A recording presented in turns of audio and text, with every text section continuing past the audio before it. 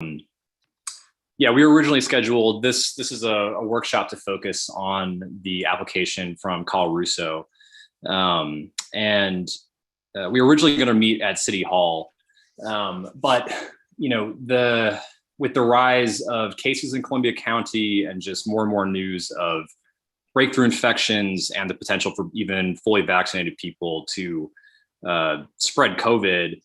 We just didn't feel safe in that space, basically, on behalf of our own members, on behalf of the public, and all the people in our lives that we're going to be coming home to, basically. So essentially, what we decided to do was move this onto Zoom.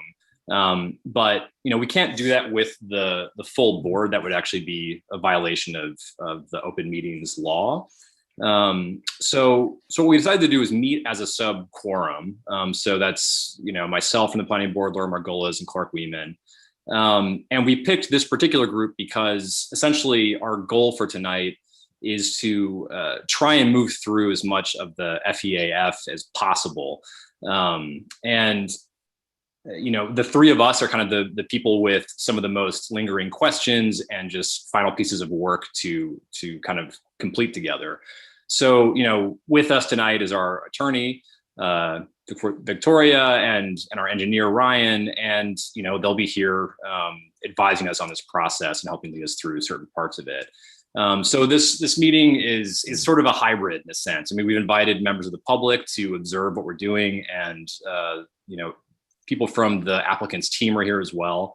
We're not taking public comment. You're welcome to watch what we're doing. And I think from the applicant, I mean, if there are burning things that you want to say as we're going through this, just raise your hand and let me know, and we're happy to hear what you have to say. But for the most part, we want to use this time to try and move efficiently through parts 1, 2, and then get into 3, basically, because honestly, just we want to pick up the pace again on this project, because we initially had a special meeting scheduled in June that we had to switch to another applicant because of a federal timeline that we were dealing with on one of the projects before us. So this is kind of an effort to make up a little bit of time on this. And I guess just note for everybody that since we're a sub quorum, we're not going to be voting on anything. It's just sort of a working session where we invite people to observe. I guess before we jump in, any questions from board members or the applicant? Sound good? Okay. So, basically, what we have before us, we have in part 1, there's one lingering kind of question before us still, which is just the final project description or description of the action. Our attorney Victoria drafted language for that. And then actually one of our board members, Larry Bone, who's not on the call tonight, worked a little bit on that and had some suggested revisions to it. So the first piece of business, I think, is just for the three of us to look through this and see if we have any changes that we want to suggest on it. So, one good thing, I guess, about being back on Zoom is that we actually have the opportunity to share documents, which we can't really do in a good way at City Hall at the moment, although I know that there is an investment in some technology that's hopefully going to make that a little bit easier. But let me see if we can just get that up quickly to review. One moment.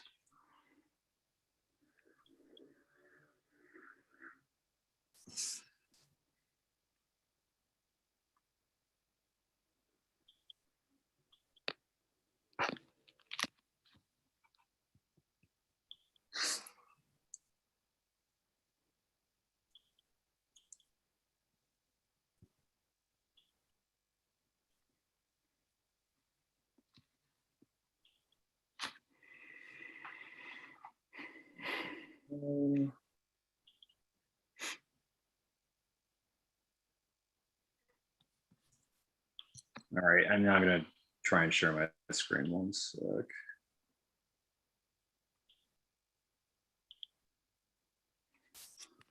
All right, are you all seeing this? Yes. Okay. So I don't know. I mean, Victoria, do you want to talk about your draft here? And then I have some notes from Larry about some of the changes he suggested. Does that seem like a good way to get into this? Sure. So I put this together based on our meeting at the beginning of May, where we were deciding on what the scope of the project would be. And so I use the term continued commercial dock operations because that is the term that's in the zoning law for the conditional use permit. So I know, Larry, you made a change to that, but that is why I chose that term. The dock operation is on a 113-acre parcel and located in the core riverfront district, the recreational conservation district, and the industrial district. There also is a discrepancy between mine and Larry's of 3 acres. And I'm going to let Ryan speak to that, but it has to do with a map error. And all we have at this point is a survey, which shows 113 acres. So I think the 116 acres is a mistake. And when Ryan and I spoke, we thought it was prudent to go with the materials that you had in front of you. The majority of the dock operations include loading, unloading materials of trucks, stockpiling, et cetera. That's from the description of action. So most of that occurs on a 12.4 acre of the property, which is where the dock operations primarily are. And then it notes that it's accessed via public roads and the private road. And that's what happens on a majority of that larger parcel. It notes that there's 1,900 feet of waterfront. And then it notes that the trigger for this action was a repair to the existing bulkhead, which is part of the review, but that the review is not limited to just the bulkhead. So it explains why we're here, but it's clear that we're not just limited to that. And then it also notes that, there's a separate application for the private road. Got it. Okay. So let me just go through the notes on this. I mean, I guess the first the language about continued use. I think the thinking here is just the idea that the triggering event removed the conditional use permit, so that following, I guess, what we've read in the sort of analysis from Ken Dow, that this amounts to a brand new application in essence. So that was, I think that was the attempt there, is to capture that somehow in the language. What do you all think? I mean, does that seem right? Or, I mean, Victoria, is it just sort of like a matter of needing to echo the code language?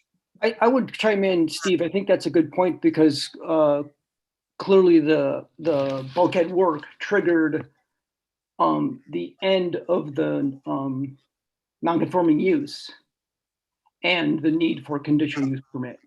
Right. Per Melconian and per Ken Dow's comments per the code. So from my perspective, I think it's appropriate to refer to the use as it's identified in the code. But I mean, I understand you're getting at a larger issue, which is, that you think the use has expired altogether, which, that's not what I'm getting at. I'm just mimicking the language in the code. Is there a way we can do both?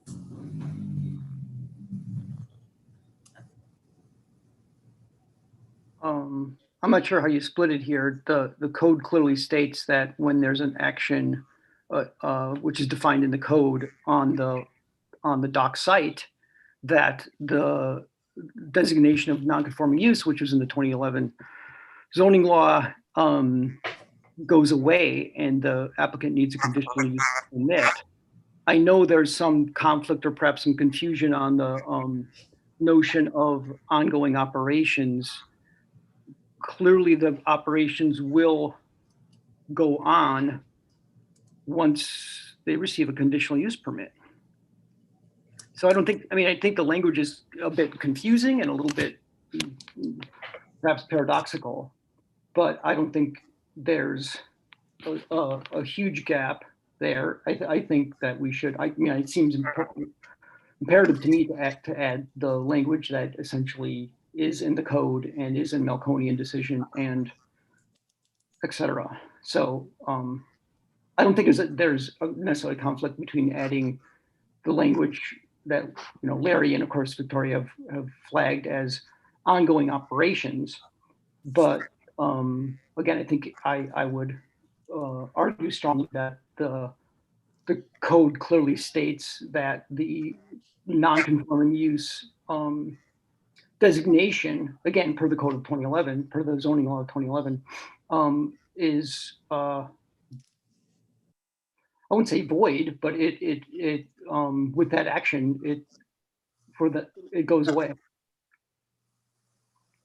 I mean, could it be something as simple as using the original sentence that Victoria suggested, but making some sort of parenthetical statement about the loss of the conditional use? That's sort of speaking to Laura's suggestion of kind of doing both things. Okay. Well, there was no conditional use previously. It was just. Sorry, non-conforming, Yeah. non-conforming use. Does that work for you, Victoria, if we just sort of do it that way? Yeah, so I just checked the code.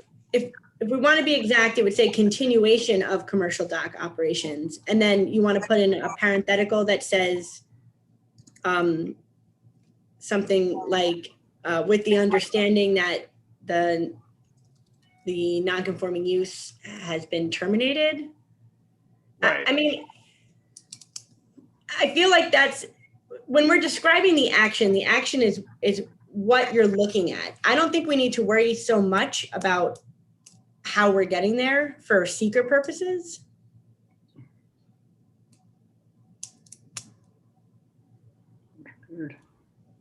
But yeah, again, Does it hurt anything? we're mincing words.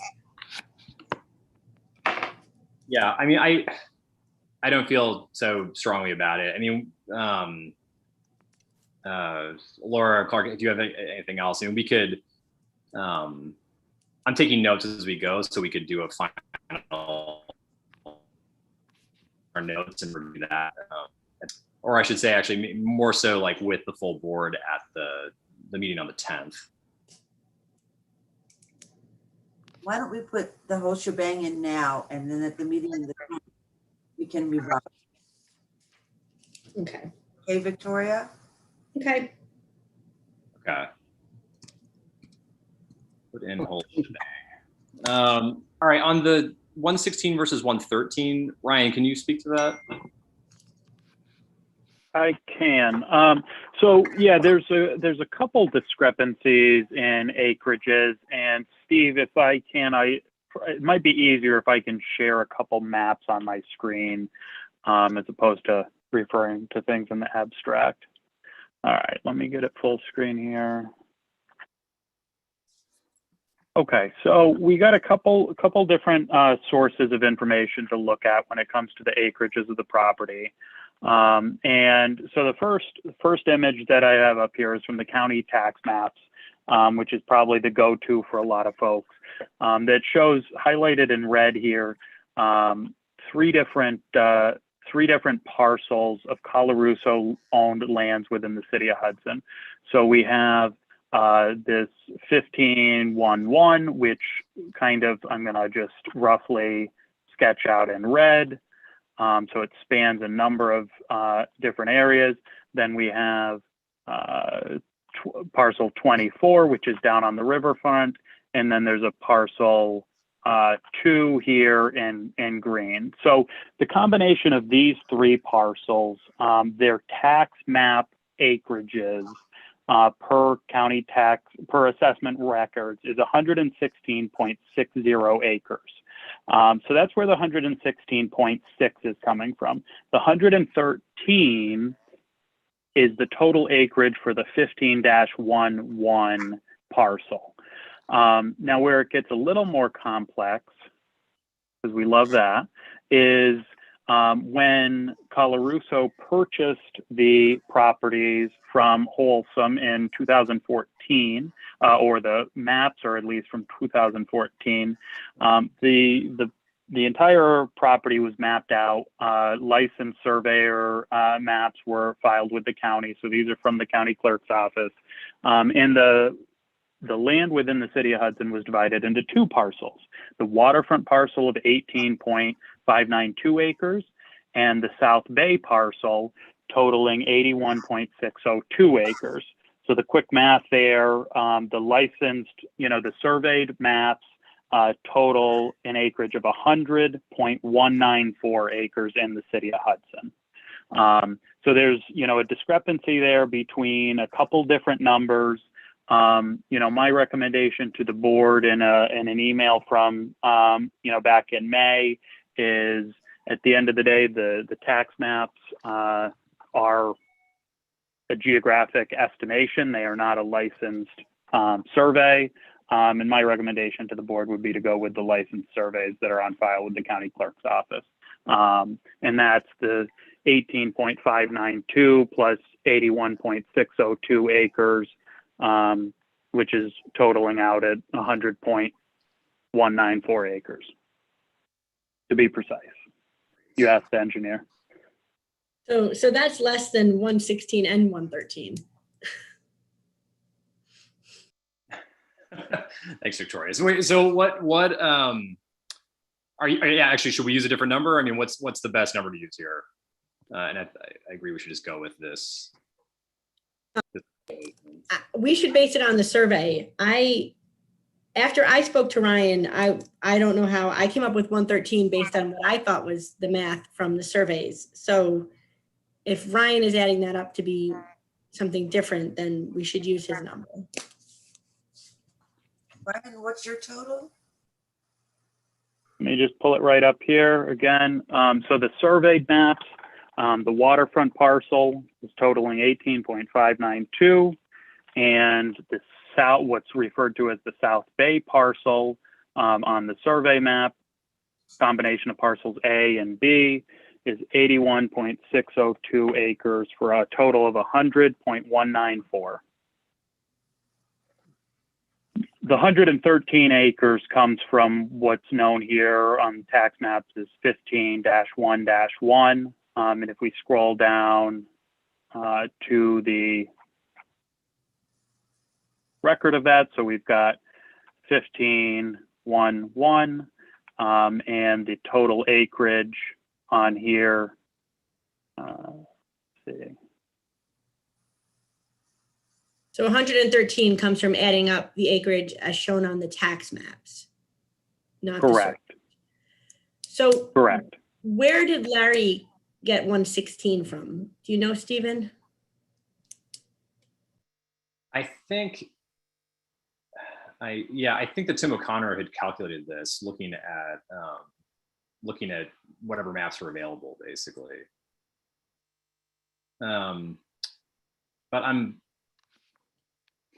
think that we can go with this calculation. This doesn't seem like something to get too stuck on here. But 113 is what we're happy with, right? Well, based on the surveys, it's 100.194. It's 113 if you're basing it on the county's GIS map, and 100.194 if you're basing it on the surveys that Ryan showed us. What is the outcome? If we're wrong, what happens? Practically, there's no difference, because we all know what you're looking at. We all know the lines that you're looking at and what it looks like on the ground. So if we're off by a few acres, it doesn't make a difference for purposes of your review, because you're already looking at what's there. And Ryan, your original recommendation is go with the 113, basically. But no, my recommendation is to go with what's on the survey maps of 100.2 acres. Okay. I think, folks, to further confuse things, the actual dry land at the dock is the 12.346 number that I had put on the part 1. Because if you look at the 18 acres, the box goes out into the water. There's I don't know, 5 or 6 acres underwater. So We do identify that most of the activities in a 12.4 acre area. Right, that's why I was on the, that was why I was on the EAF, because, I mean, it would just confuse things to talk about the land underwater. So just to recap again, and so looking at the tax maps, we have a combination of 3 parcels within the city that are Colarusso owned. And looking at those assessment records, so we have one here at 2.4 acres. And I can highlight one at 113, which is where the 113 is coming from, and then a final parcel at 1.2 acres, totaling 116.6 acres of Colarusso lands within the city of Hudson, as represented by these 3 parcels that are outlined. So that's the 116.6, and then the surveyed maps, the filed survey maps on record in the county clerk's office total 100.2 acres. Again, does it, And these are by licensed surveyors when the property was transferred.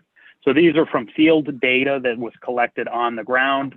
The tax maps are done aerially and are not, not to be used for surveying purposes. Ryan, I have a question. I mean, does it make sense to use the number that the applicant submitted? I mean, what's the argument for sticking with what Mr. Prendergast is saying their application included? Well, the applicant focused on just the area of the dock operation of the 12.4 acres. So that's originally what we had talked about, but then this board wanted to make sure that the scope of the action included the road to get to and from the site. So that's when we extended it. Point to clarify would be to add the additional acreage above and beyond the applicant's application for the waterfront parcel. That would be included in the survey, isn't it, Ryan? Can you pull that back up? Yeah, so basically what we have is the 12.3 acres that was included on the EAF is what a separate map shows as the dock parcel, which is a section of the waterfront parcel, and I will pull that up. So basically what the applicant submitted on, you can see there is a line here. So this area to the north of that green line is the 12.3 acres. And the overall waterfront parcel as shown on this survey map is 18.6 acres. And this is all the lands west of the railroad. Mhm. We've kind of got 3 different, a couple of different areas here that actually is summarized as an annotation from last time's meeting on the EAF. So we've got 116.6 acres per county tax maps, 100.194 acres per the filed survey maps. And within that kind of subset of survey maps, the 12.3 acres is what the applicant refers to as the dock parcel, and the 18.6 acres is referred to as the waterfront parcel on those survey maps we were just looking at. Thanks, I have Ryan. a dumb question. Can we include that given the ambiguity? We have different sources with different numbers.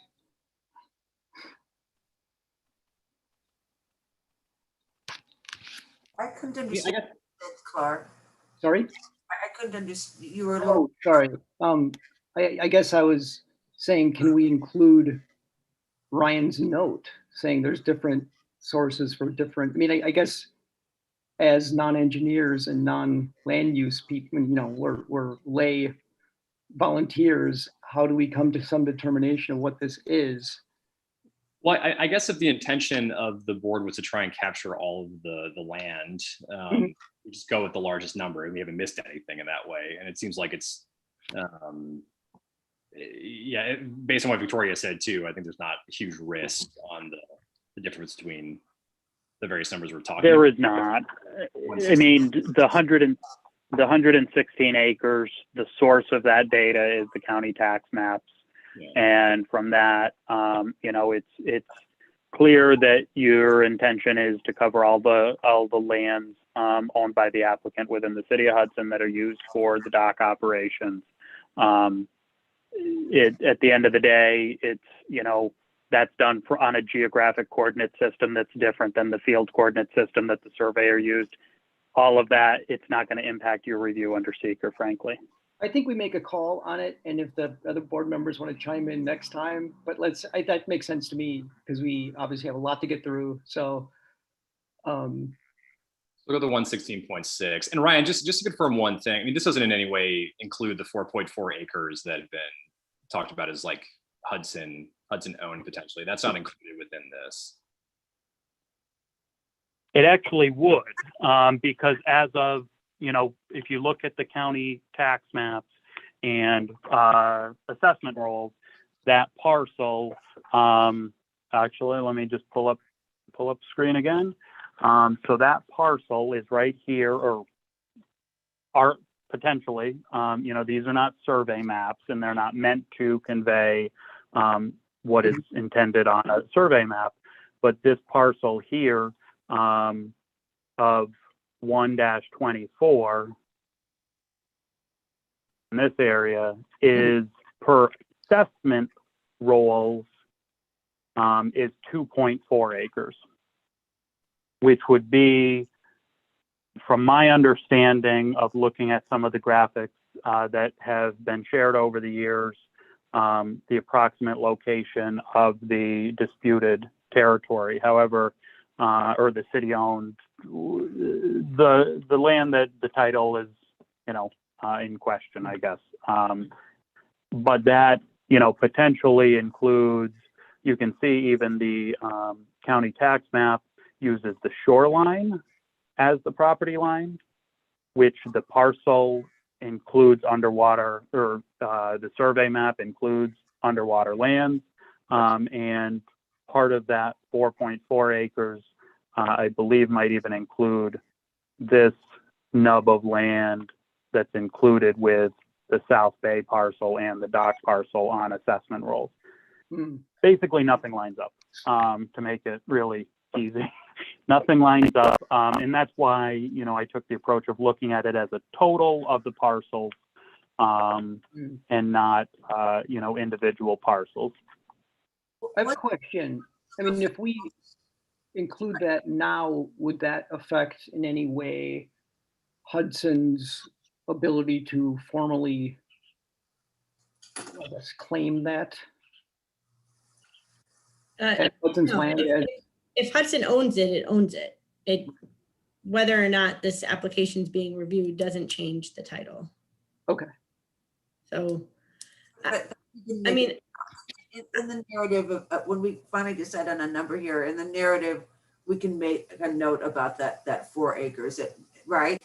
I mean, if we're making something, well, I don't know. I don't understand why we have to include it at all. I mean, why not just include 109.15-1-1, which is the operations here plus the road? fine. Which is 113 acres. There we go. I knew I had got to 113 somehow. So, All right, Are we Victoria. good? So Good idea. let's word this then. Is that okay, Stephen and Clark, that we do the 113 acres and we're very clear on which parcels we're talking about? Sure. Okay. right. I mean, I don't see a reason to include this 109.11-1-24 unless, I mean, there's no docking activity proposed on that lot, right? Okay. There's nothing goes on there except people leave mattresses there. How do they get there to leave them? They go down along the railroad. If you're looking for a mattress, you may find one there. I'll remember that. All right. Maybe for the purposes of tonight, though, I mean, I don't necessarily want to go against what the larger board had wanted to do here. So maybe we just stick with this number. If there is some lingering issue here, we can discuss this with people on the 10th. But it seems like 113 is a fine number to use for now. Yeah, well, 113, and we'll designate which parcels we're talking about when we that add up to the 113. So could somebody write that? Clarify those parcels, basically. Mhm. So the nice thing is the 113 acres is one tax map parcel, and that's 109.15-1-1.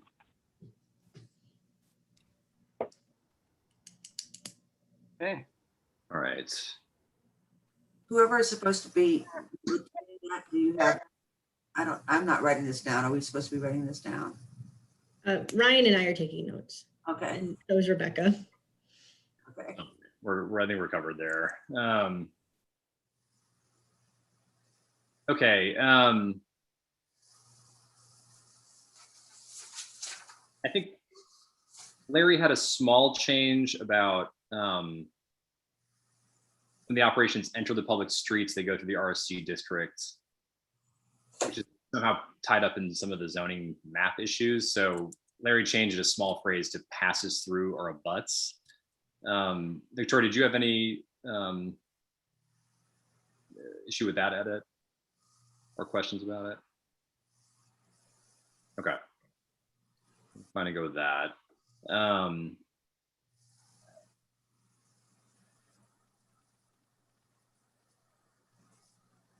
Larry also said rather than saying the majority of truck traffic, we just changed it to the dock operation includes. Was there any, also on that change, Victoria, maybe here I can pull this back up if it's helpful, but did you have any questions about that change?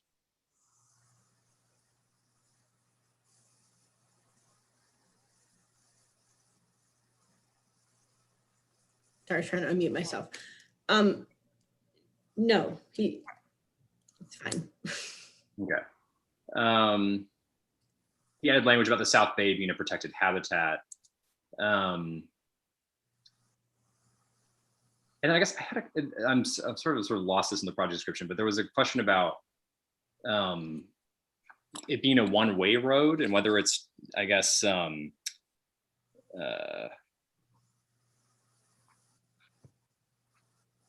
if it's established any law or policy about whether or not it's a one road. So I think we were considering making a change about that.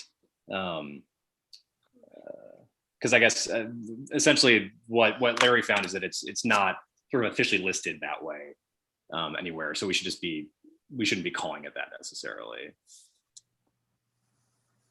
that make sense? Okay. I think that's it for part one. Clark and Laura, if you guys had anything else, or Ryan or Victoria, let me know. But I think with those edits, we should be in good shape. Okay. Okay. All right, that's part one. So part two, Ryan, do you want to pull up our most recent version here? And basically, there are still some questions that there are some questions that were answered yes at the top, but then in all the sub questions we went through, didn't identify any moderate or large impacts. And at the end of that section, didn't note any other impacts either. So there are some questions I think that we should look at. And I've talked to the board members that answered those, because we, just to remind everyone, we sort of did a divide and conquer approach to part two, where people were sort of responsible for doing the research on different questions.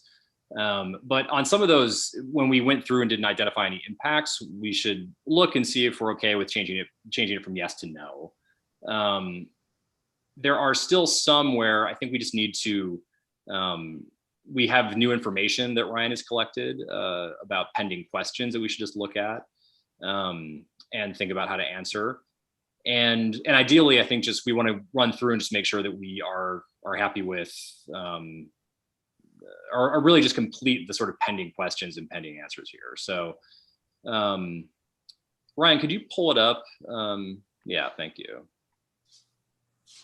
Right. So just a question of, I guess, procedure here, Steve. I know we chatted about this a bit, but just to confirm, and you, obviously, 4 of our members aren't here, and you've been doing a yeoman's job of managing this all, and you've been in touch with them directly on their thoughts and commentary. Of course, it's a board decision, but you've been essentially, you're here sort of on their behalf as well, given the fact that you've coordinated with them on discussion of all these items.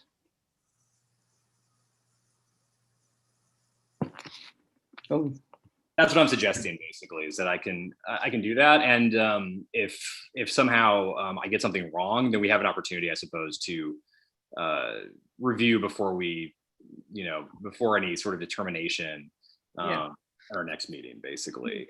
I'll just state the obvious. We're here and our hands are tied in terms of any ongoing discussion or back and forth on these issues. So I guess we're relying a lot on you, and I appreciate the fact that next meeting next week, we could hash out anything that's still up in the air. But we're at a little bit of a disadvantage here. And Stephen, which question are we starting with? So let's start with 1, actually. Because I'm taking a quick run just to check something. Okay, I'll be right back. Go ahead. I'm sorry, I'm just going to pull up one here. It's on all of these from everybody.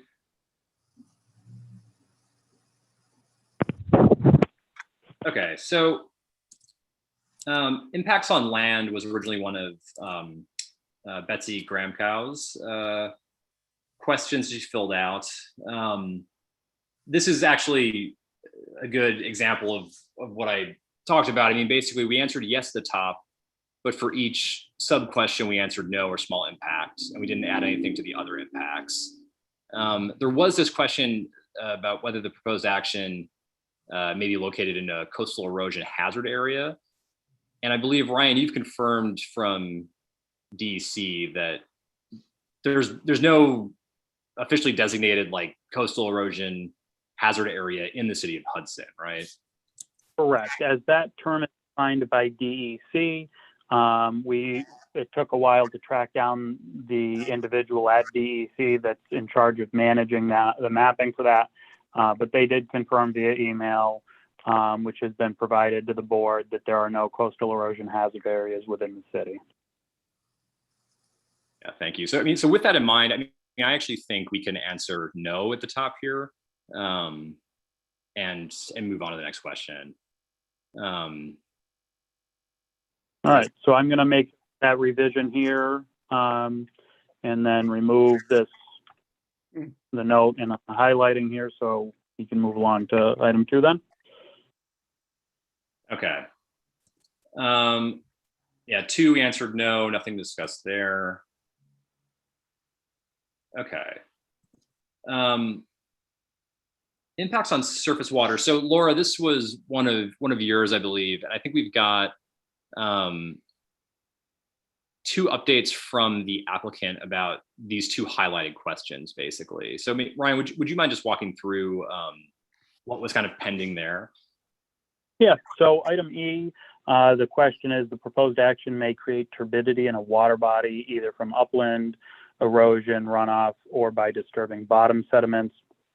So there was a question here about the depth of water at the dock, and whether barges or any shipping activity on the dock would have the potential to create turbidity in a water body, or turbidity in the river, by disturbing bottom sediments. So you can see the applicant has provided the following information, that the depth along the dock is 20 to 24 feet, depending on the tides, and that they were going to provide a list of barges that use the dock.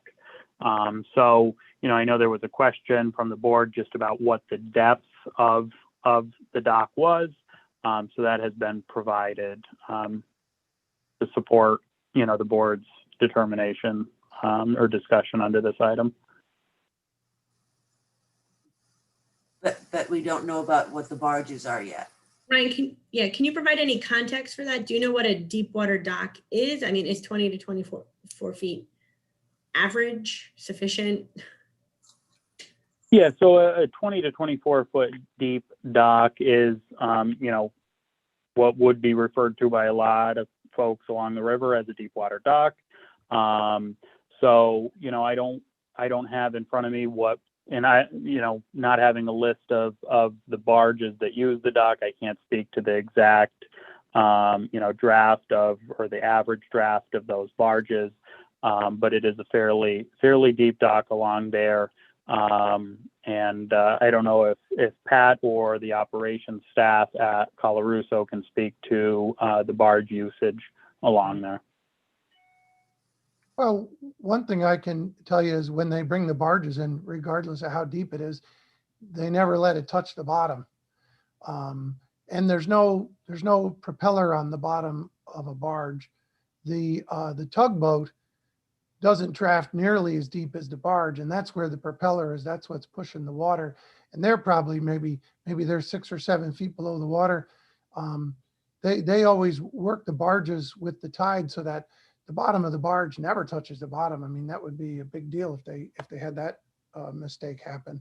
So I don't think I would say that the barges are going to cause turbidity in a wetland or erosion or runoff or disturbing bottom sediments.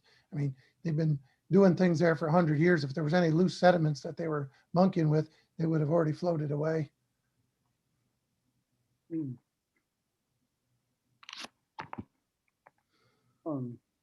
Steve, I want to chime in, and I know we're going to go through this as we get to flooding or impact on flooding, which is my item. But I think, you and I talked about this earlier too.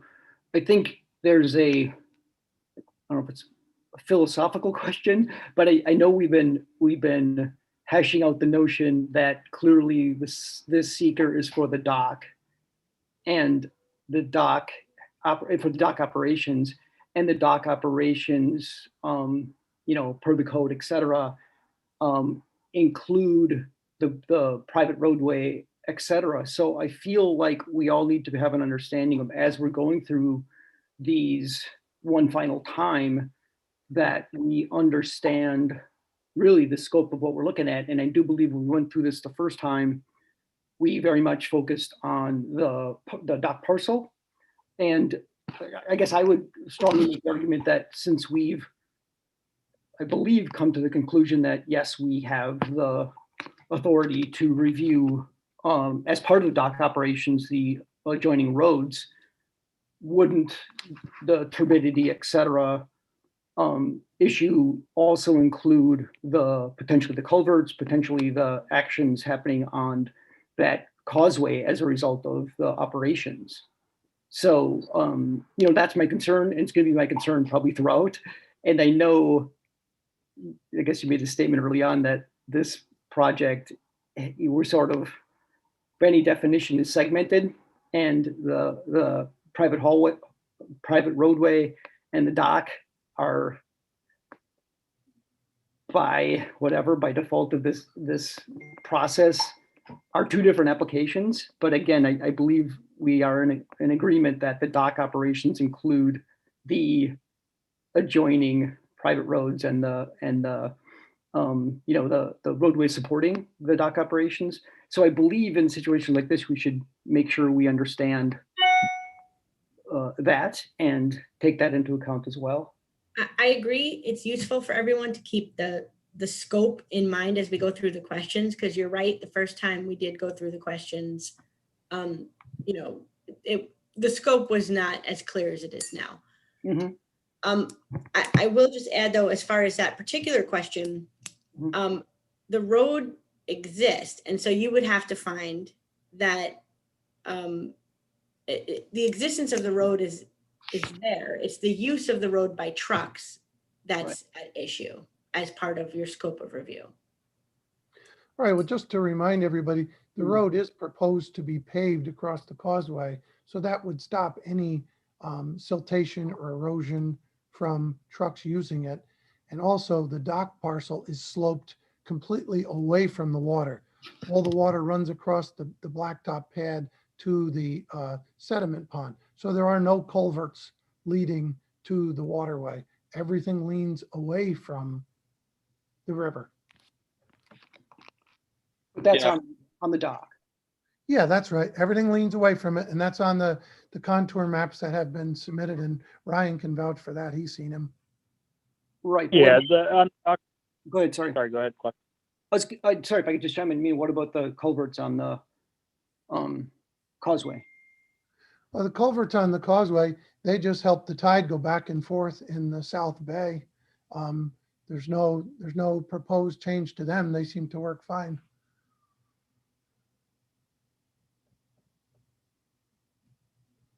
Yeah, I mean, I guess like Clark, I mean, I think you're getting at something that the fact of the segmented review here is something that we've been struggling with throughout, basically, right? And I think what we were after originally was to have one consistent kind of understanding of how we would understand the project area for the purposes of answering every question. I guess going through this, I've sort of almost given up on that concept that we can have one unified understanding. I mean, I think that there are questions that we've gone through this where for instance, about this question of turbidity. I mean, if we were reviewing the expansion of the private road, I think there would be a reason to look at turbidity. But I suppose in this case, I understand that secret review has been done by Greenport, right, on that project, and that's concluded.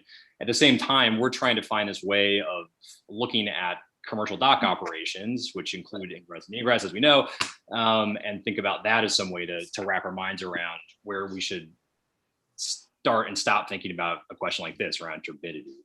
I mean, I guess I was imagining that in part 3, we should, as just a way of sort of framing our reasoning throughout how we've answered each question and identified impacts, we should note these things down and essentially say, how we've tried to, as reasonably as possible, move through some of these tensions that we've found in doing what is inherently a segmented review, basically. So, I mean, I guess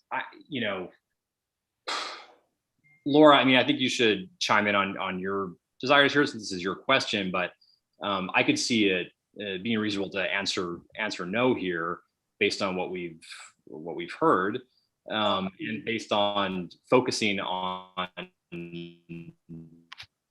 operations here, which I think in this case we're talking about barges for the most part and not the expansion of the road, or if we are talking about ingress and egress, then it is limited really just to thinking about the trucks going over the private road there. And if I could chime in, sorry, Steve, go ahead. I mean, No, just to say, I mean, basically, I think we still do have an opportunity to speak to that reasoning in part 3. And just to follow up, and I appreciate all that, and I agree. If we're looking at operations, I believe, there's a concern about the culverts, and again, we'll get to those in flooding as well. I think the same issue, only related to water flows. But in this case, it seems like we should have confirmation, and maybe this, per your point, Steve, we can highlight in part 3. We should have confirmation from the applicant that those culverts are functioning and can withstand the proposed, significant to dramatic increases in trucks. And if anything were to happen to those, clearly you could cause turbidity and could cause, I guess, damage to water quality if those were to fail. I mean, even if we answer no to a question in part 2, Ryan, is there any reason that we couldn't request some clarity or mitigation in part 3 from the applicant? So if you select basically that there's going to be either no or small impact under part 2 and part 3, you're making a determination that there's not going to be a significant impact. That would not, and Victoria, correct me if I'm wrong here, and if you've seen otherwise completed, Typically after, if this project were to proceed to a positive declaration and then go through scoping, the scoping would be structured around those items that you identified as significant and adverse. So if something's not identified as significant and adverse, under the review of parts 2 and 3, it's likely not going to be included in scoping. So if there's some additional information, whether the applicant provides it before determination is made, in order to make that go from borderline or moderate to large in question to no to small, and therefore not be on that item a significant adverse impact, the applicant can provide that information before determination, or if the board makes the decision to make a positive declaration on that criteria, that information would be provided or requested in scoping and provided in an EIS. Right. I'm also going to add that when you do the part 3, you can still note mitigation or issues that are small impact. We did that recently with Verizon, where we, identified issues and sort of provided a narrative as to the thought process as to how something was mitigated so that it didn't result in a moderate to large impact. And the other thing is that even if it's a small impact under seeker and not going to be reviewed in a full environmental impact statement, you still have authority under your conditional use permit review to identify flooding issues and site plan issues and culverts, roads. I mean, those are classic site plan issues. Yeah. And if I can just kind of chime in, because both E and H here are related to erosion and potential impacts to surface waters due to erosion. So just a couple things to help guide the board's determination or discussion under this. Typical things we look at for soil erosion are vegetation, soil steepness of grades, soil conditions, et cetera. So as Pat points out at the dock site, the dock operations is graded towards a former pond that was constructed when the site was used for salt storage. The liner that was previously in there was removed, but in effect, what's happening now is all the runoff is still making its way to that basin, where it's basically acting as a stilling pond and actually as an infiltration basin because it does not have a piped outlet. Along the private road, the existing private road as it exists and would continue to exist under this application. So it's a gravel roadway, but for those of you that have been out there, in many of the locations, there's wide vegetated buffers. They're very shallow grades, essentially flat in many areas. So there's the runoff from those areas is acting as sheet flow runoff. It's not concentrated flow. It's not high velocity that's causing known areas of erosion. And that would be typical for a situation like that. You do get runoff from some of those gravel roadways. Lighter rainfalls are going to infiltrate into the roadway itself, since they are gravel. However, when there is some more significant rainfalls that we're used to getting now, they do make their way to those vegetated buffers. Not to complicate things, but under the applicant's proposal to create a two-way haul road, under that project, the applicant was required to apply for what's known as a SPDES construction permit. So those are for stormwater discharges from construction activity when 1 acre of land or more is disturbed. And they prepared a stormwater pollution prevention plan for that, which deals with erosion sediment controls and post-construction stormwater controls. Under that separate project, that is not the subject of, I understand, what we're reviewing now, but the applicant did look at those items, created a plan to address those items throughout construction and after construction, and that was submitted to DEC. So those are some of the things that we look at when it comes to soil erosion. For an area like this that has well-established vegetated buffers, low slopes, this would not be what we would refer to as an area of having the potential for high high probability of soil erosion. We have a site that's got 15 to 25% slopes that have been stripped of trees and vegetation. One good rainstorm and that entire slope can erode down to a stream. So those are some of the things that I would take into your consideration under these items. Yeah, and again, maybe this is just sort of a question, Ryan, and maybe the board too. I mean, would it be appropriate? Again, my concern is the culverts, and if those culverts are able to withstand. And I get it, what you're saying. You know, the conflict between, or the issue between the original seeker being done, and if clearly the applicant walked that whole process through, and there's clear results of that whole seeker process for the private road. We're looking at something obviously overlapping, but separate, I think. And I guess I would just lay out the issue or question of, can we request information on those culverts and their ability to withstand the truck traffic, the Yeah, and traffic. Yes. specifically when it comes to those culverts, I know, Clark, this is information that's been requested a number of times from the applicant, going back to 2017 when, B&L, when we were assisting the city with review of seeker for the Hall Road that the town conducted. So, we had requested some information back then, and I know there's been some verbal comments made during meetings, but perhaps we could request that the applicant's engineer provide a signed and stamped letter about the condition of those culverts so that it's part of the project file. I know in the past, and I don't want to speak for them, they can speak for themselves, and Pat can indicate as such in the letter, but I know they have commented on the fact that these culverts were, I believe, originally constructed when the corridor through the South Bay was used for rail traffic. Obviously, they're very aged and they have been lined with new carrier pipes. But I think it would be completely reasonable to ask for a sort of basically a signed and sealed letter from the applicant's engineer to essentially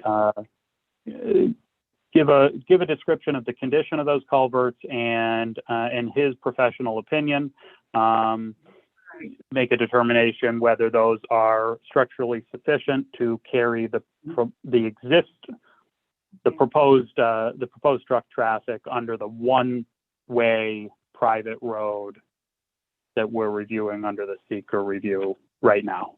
Just say that And/or I appreciate you, Pat, but hearing that the culverts are okay or just fine doesn't cut it. I mean, if something could be, a real technical or engineering description of what's happening there would be very helpful to us. I just want to lead us back to, I'll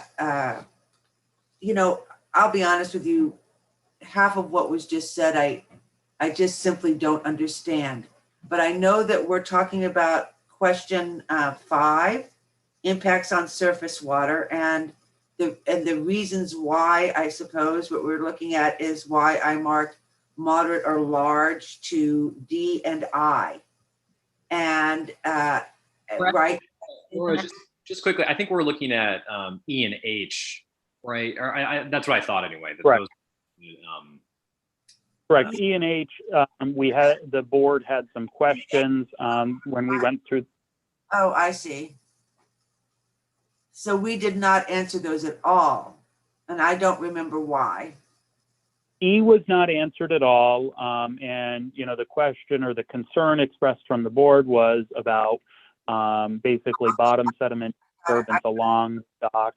That wasn't answered at all. H was not, or H was tentatively answered as no to small impact, but there was a question about basically during gravel loading operations, what should happen if. To E, and so your note, Ryan, is from the applicant.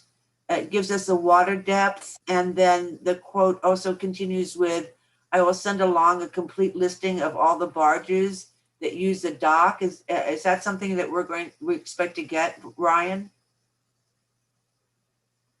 I do not believe we have received that to date, but that information we can request that be submitted for our review, Okay. so that can be compared to or at least a complete listing of the barges that use the dock and what their drafts are during an unloaded and a loaded condition.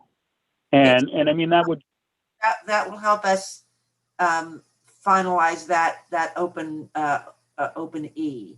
And then moving on to H, I'll be honest, the applicant's quote here, I just don't understand how that relates to H. So I'm going to actually, while we are talking here, I'm going to pull up my emails here so that we can go back in time to when these were provided. So we're back into December. Talking about H, we're talking about I. Yep. Okay. It's I that we didn't answer. The proposed action may affect the water quality of any water bodies within or downstream of the site of the proposed action. And we didn't answer that one. We did. We did. The item that we highlighted during the review of this back in November of last year was the proposed action may cause soil erosion or otherwise create a source of stormwater discharge that may lead to siltation or other degradation of receiving water bodies.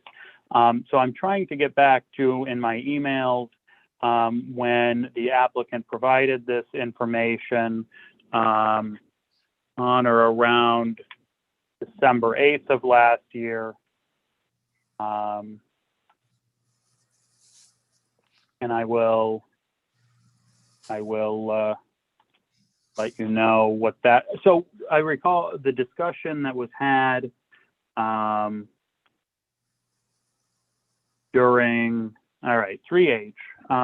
Does the question that was posed, that was discussed at the meeting and was posed to the applicant is, does the applicant have an emergency response plan for potential spillage of gravel into the river during barge loading operations? So that was the concern of the board under this question as when we reviewed it last fall.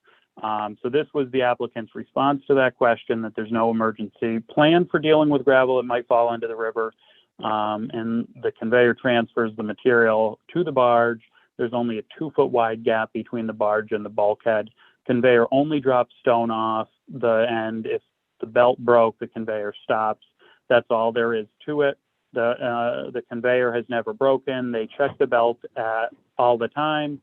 It's also not automated. There's a worker standing there all the time rotating it so that it doesn't put too much stone in one spot or the barge would be out of balance. So that speaks to the question that was posed to the applicant.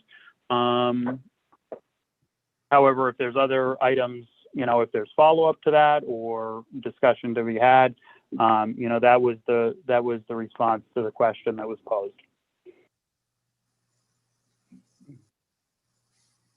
All right, Steve, your note to me were the 2 questions marked as moderate to large impact in part 2. And you noted D and I, correct? And so I guess I thought that what I was supposed to do tonight is justify why I marked moderate to large. Is that what I'm supposed to be doing? For part 3, because basically in part 3 is where we'll lay out the reasoning for anything we marked as moderate to large, basically. But now just for the purposes of finishing part 2, I think what we want to do is just confirm if we're happy with answering, small impact for H and make an answer for E as well. That's kind of the immediate thing before us. And then when we get to part 3, that's where those 2 questions around, what is it, D and I, that's where we'll lay out the reasoning for those answers. Clark, do you have anything? So, Well, I feel like we're, for H, I'm happy with what's there, I believe, their response. I wanted to go back to E, not to belabor it, but I know, Laura, you mentioned that we would request the barges per the note there. And I also want to make the formal request that the applicant provide information on the, the state and condition of the culverts. And Mr. Chairman, correct me, or weigh in on this, but I feel like we can't really make that determination for E until we have that information.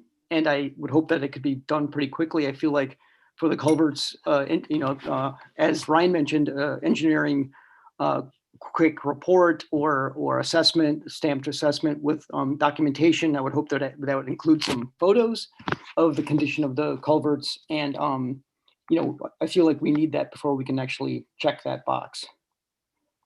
So I'm fine with H being small to whatever it is. I do agree with Clark on, yeah, H is marked, well, it is marked as small. Yep. Okay. I guess just one other thought. I mean, but it's yours to answer, Laura. But I mean, I think based on, I guess, just what we know so far. I mean, I know that we want to know the depth of the barges to be totally certain that there's not going to be basically the bottom of the river being scraped by these things, right? That's the goal of getting the barge depth. You said that they would give us a complete list. So I'd like to have it. Yeah. So I mean, I guess we could tentatively. I mean, I think if it's confirmed that in fact that doesn't happen, would you answer it as small impact pending that information, or no? I assume so.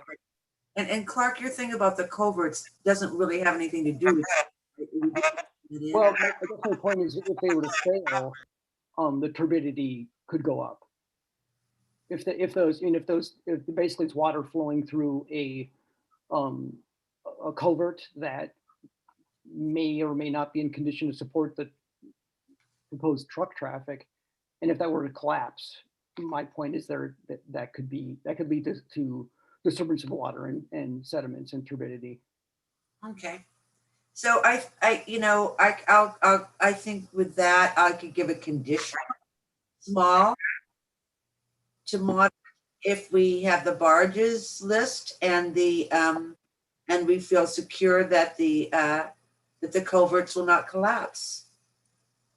And so Ryan, we've noted in, I guess, our notes for part 3, essentially the additional information that we're requesting on that section. Is that right? So that'll be part of what we're asking for in part 3, or do we just want that beforehand? So that it can go either way, frankly. If that's something that the board would like in order to make a determination potentially that there's no to small impact under this criteria, that information should be provided prior to making a determination on the significance of this item. If the board cannot come to a determination that it is unlikely to have an impact, a significant adverse impact, then that would be an informational request made after part 3. So it's definitely beneficial to essentially get the information in as soon as possible. So a list of barges used at the dock and a description of the structural, Let's say structural integrity. Yeah. Of the culverts.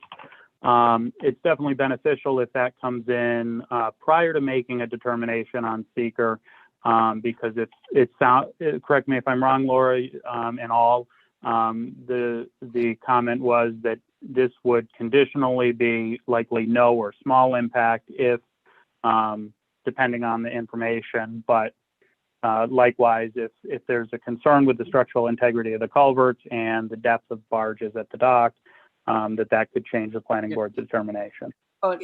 Ryan, can I change one word? Can we have documentation of structural integrity? Yeah, we just don't want the words to be, yeah, it's fine.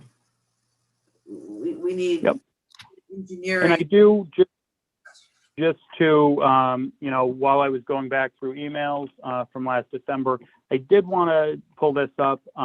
Pat did provide the tugs that are currently used. So we've got the Benjamin Elliott that has a depth of 9 feet. The Betty D that's a little lower, Edna A as well. And then the Francis at 9.6 feet and the Lucy H at 9.6 feet. So it looks like the maximum depth of the tugs is actually the Mary Kay here at 12 and the Sarah D at 12. However, as Pat noted, the fully loaded barges are likely to draft more than that. So we'll look for that information on the barges, both primarily in their fully loaded condition and what the draft of those barges is at that point. Pat, is that an easy thing to pull that list together for us this week? Yeah, I think we can do that. I kind of thought we already did it, but there's a lot of parties involved here and I'll have to check and make sure. I mean, the good news is you can see that the barges, or the tugs themselves, the propellers aren't at 20 feet deep where it would stir up the mud. They're kind of like, a big fishing boat that comes and goes. Okay, so no, that would be great, Pat, if you could do that. And then I guess, Laura, can we, I guess just in the interest of trying to complete part 2 tonight, should we conditionally answer this as no or small? And then we've got it highlighted so that we can review that before we finalize this whole process. Victoria, does that work? If it, can we change it if it, Yeah, nothing's final till you vote on it, so it's fine to check the box now and we can always go back to it. Okay. Can I add one more word? Sorry to be annoying. Engineering documentation of the structural integrity. Thank you so much. Thank you. All right, so I believe that. Let's move on to the next one. So we have item L, other impacts. There was a concern for operation of tugboats and barges may create turbidity or result in the disturbance of bottom sediments. So I think this was after all the discussion that we had under the other items, the board determined that perhaps it was best illustrated or discussed under a separate impact criteria, specifically regarded to tugboats and barges.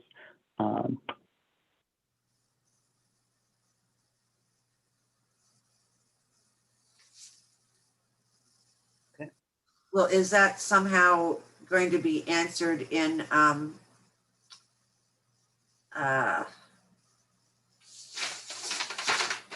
What would occur to me is that we can probably potentially leave E answered as no to small impact and leave item L to be answered pending the submission of the barge drafts. let's do that. Oh, but we've got the culvert, so we'll keep them both highlighted for now pending that information. That means it's not complete. Stephen, that means it's not complete. I mean, I suppose we can live with that if we're able to just get this week so that we can finalize it. Brian, just mark it small, moderate, and depending on the results of the other information we get. Okay. Okay. All right. We'll keep those highlights. Yeah, just put a highlight Once there. Ryan, just put the highlight there, something that says depending on the information. Yeah, so I'll copy this same comment down here. And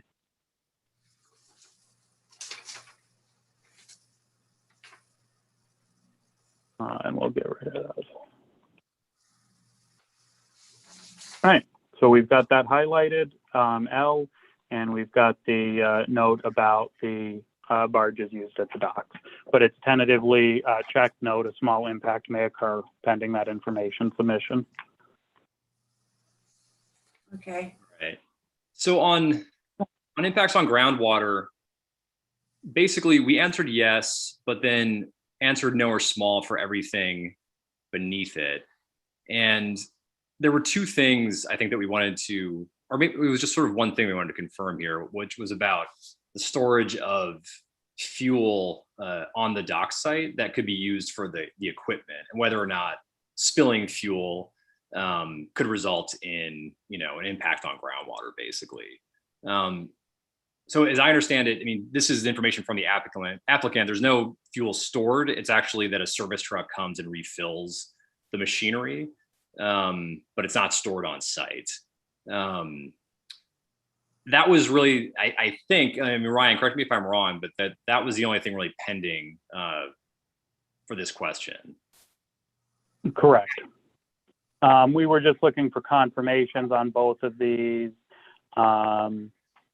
And basically whether there is, just looking for the confirmation, which they provided, that there's no bulk storage of petroleum on site or other chemicals. And that if there were any, to list best management practices to minimize risk of potential spills. However, they've basically answered that they do not store fuel on site. They have a fuel come in to refill the equipment.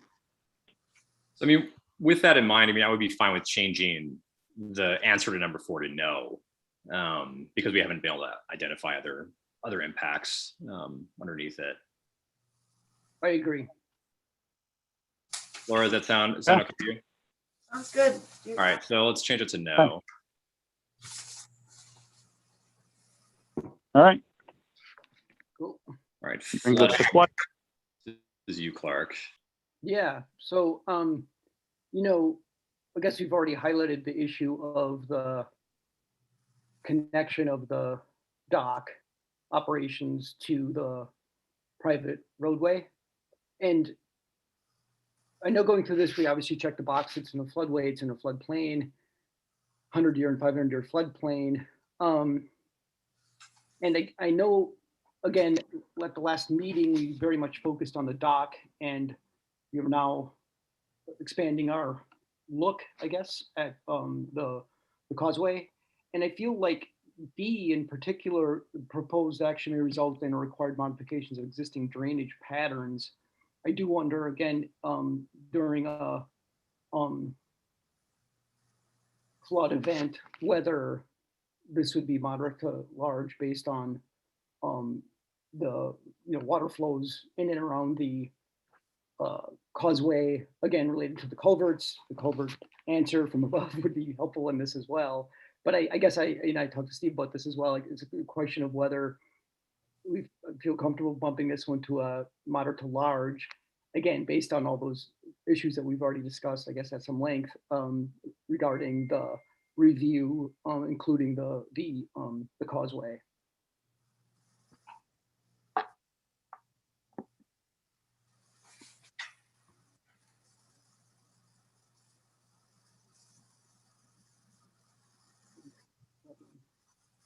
Sorry, Clark. So I think I missed the question, actually. I'm sorry if that was directed at me.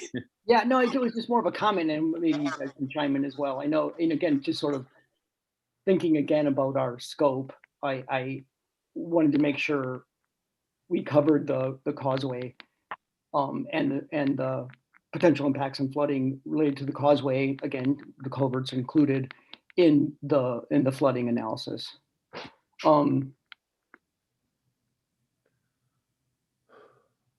So again, your concern is that the road as it exists may not be sufficient to support the continued or the truck traffic in its current state. Yes. Correct. I think the applicant has said during a 100-year storm, they probably wouldn't be working that day. Mm-hmm. Wait till it dries out and then they go back to work, right?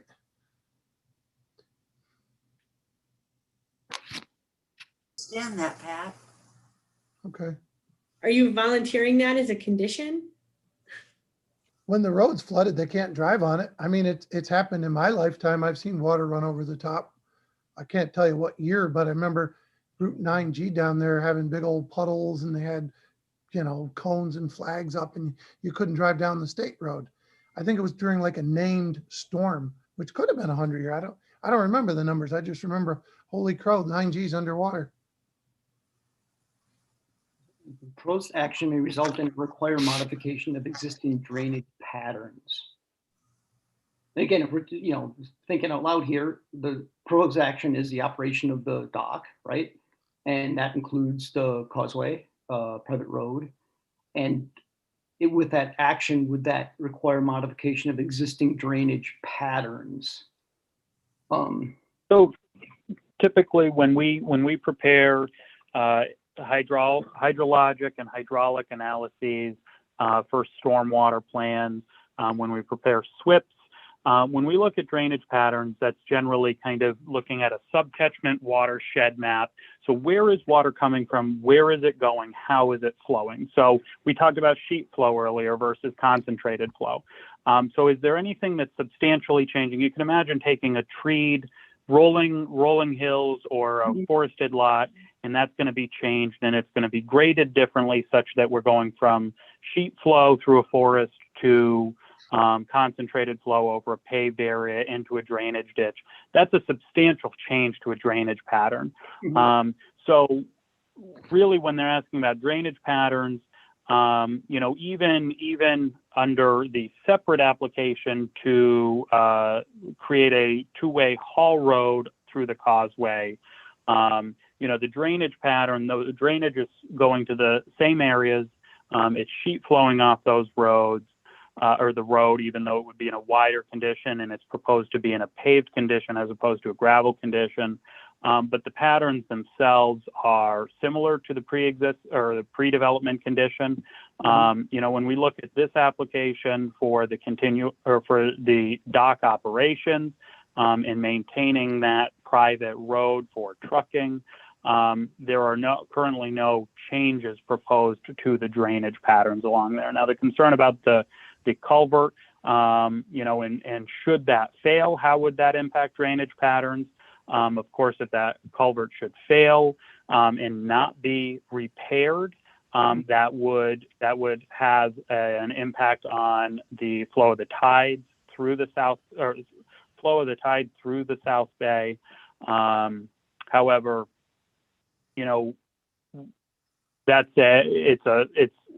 that impact is on a potential, I guess we would look for under seeker is the likelihood of such an action.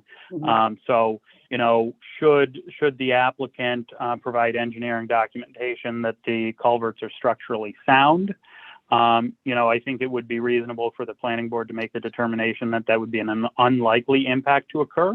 And also keep in mind that should that collapse, and the roadway still be in use in some format, the applicant's going to most likely want to replace that or repair that. That's going to automatically trigger review by DEC and Army Corps, which are going to take a really hard look at sizing that culvert, sizing a replacement culvert or a repaired culvert to adequately manage the hydraulics of that area through, and likely be quite a bit larger and more designed than what is there now. Well, if that were to fail, those culverts, wouldn't did it result in a kind of a very large flood? If those fail? But what that would basically, those culverts, water comes in, comes to the north and kind of flows back and forth depending on the tide. So should there, because of the grade, the only increased potential for flooding in that area, if the culverts, let's say, were not to exist at all, is the northern portion of the South Bay would have the potential during a large storm event where runoff is coming from the city and not from the river, that the elevation of water in the northern portion of the South Bay to increase in elevation until it overtopped the causeway. But again, I think as long as should that culvert fail, I would, and the road's being used by the applicant for dock operations, it's first going to have a substantial collapse in the roadway itself, making the roadway unusable until it is repaired, which is going to require DEC and Army Corps permits. What do you want to do then, Clark? I appreciate Ryan's response. And I do believe if with appropriate documentation from Mr. Prendergast and the applicant on the, structural integrity of those culverts, I think would be good to carry the low to small or no to small at this point. Again, I would like to have that information in hand as soon as possible. Okay, so we've got this comment here. It's highlighted that we're looking for that documentation on the culverts. To answer this one, we'll leave it as currently drafted as no to small impact. And then do we want to go back to item A? Actually, sorry, I just had a quick question too, and this is for you, Ryan. Clearly there's significant water flow in those culverts. And the size of those culverts determines, I would think, upstream whether the water that's filling into part of the bay can flow through that. And I guess my question is, can we ask for? Does it make sense to ask for information on the capacity of those relative to floodwaters? I'm not sure if that's reasonable or if that can be done, or if that makes any sense. I'll wait for your input on that, Ryan. Of course, so the cross-sectional area of a culvert is going to impact a number of things. So it's going to impact the velocity of flows going through there. It's going to impact the total amount of flow. It's going to impact should water back up. It's going to impact the elevation of water on either side of the culvert. So those are the size of the culvert, the smoothness of the culvert, the pitch of the slope of the culvert is all going to impact those variables. So, should there be a larger culvert opening, water is going to flow back and forth more easily. The tide's going to come in and go out more easily. Floodwaters are going to come in quicker and go out quicker. So, it's not a typical culvert that we would look at like under a roadway where we're looking to pass the water. It's meant to have kind of passive flow back and forth throughout a number of different events.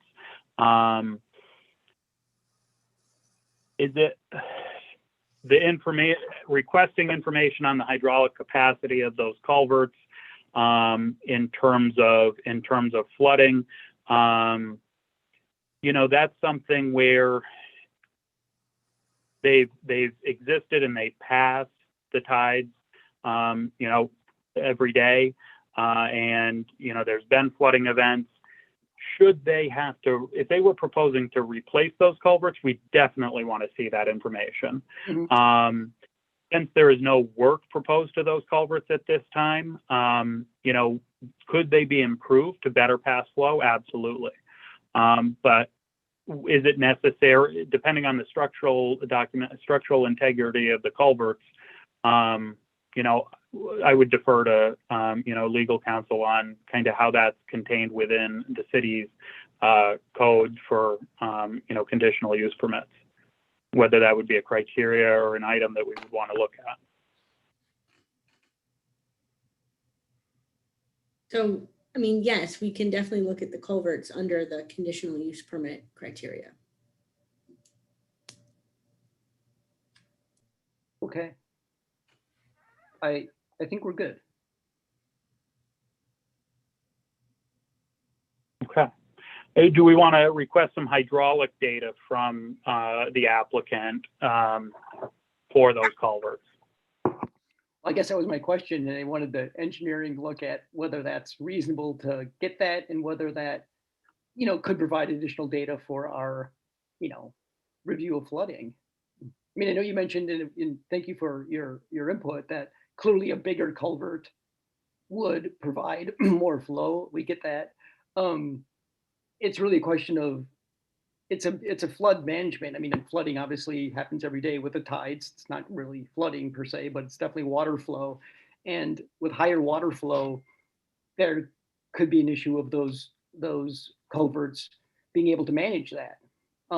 So, again, I was sort of asking a question to you, Ryan, if that would be reasonable to ask for that, if that's relevant in this situation.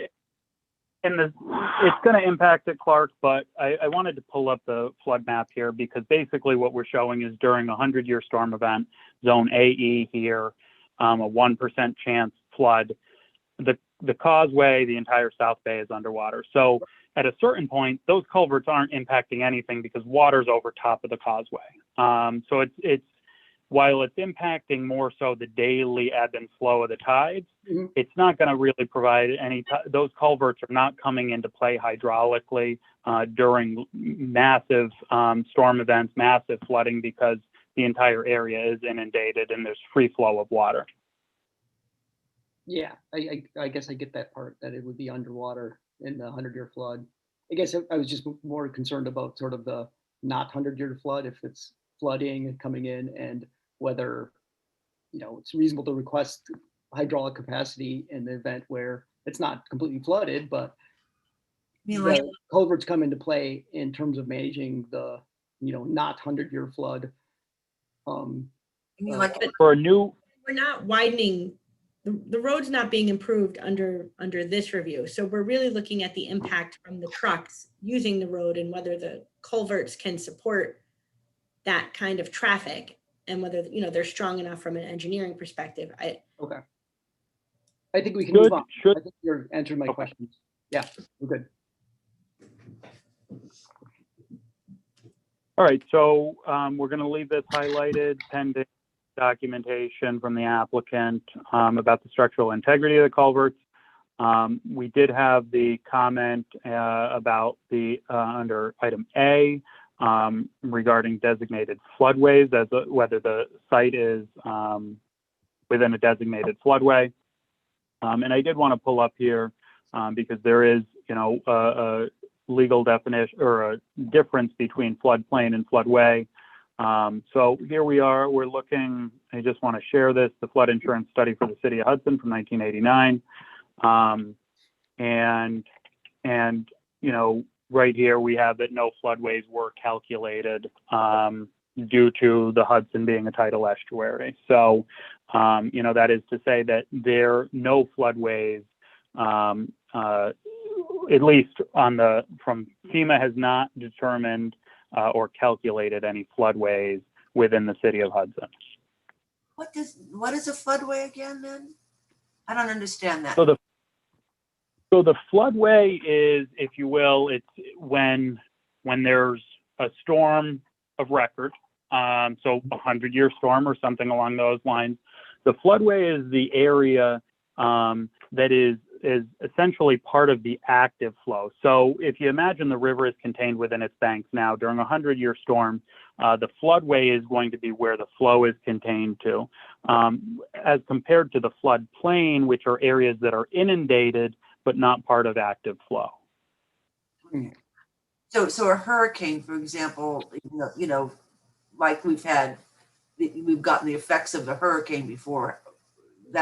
So yeah, and a floodway is going to be subject to higher velocities, potential, most likely debris coming down from upstream. That could be houses, cars, mattresses, etc. Any type of debris. Where a floodplain, it's going to be more affected by the height of the water as opposed to the velocity of the water. Brian, can you go back to the flood map? Because I thought this was in AE. It is. So, I mean, zone AE is a regulatory floodway, isn't it? Floodplain.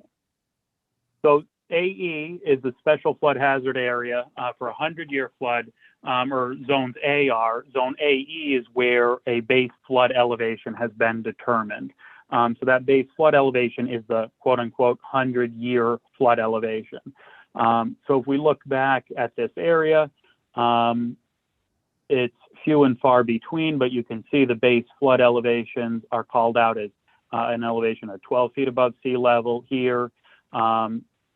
In this entire area, the base flood is established at, roughly 12 feet above sea level.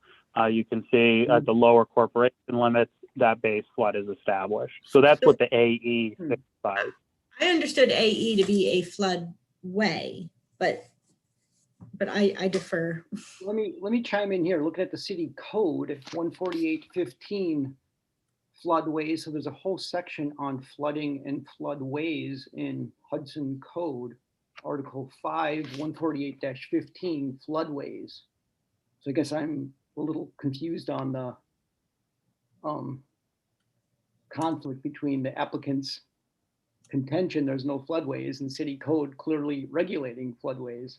Yeah. Well, and is that- there a city flood insurance study?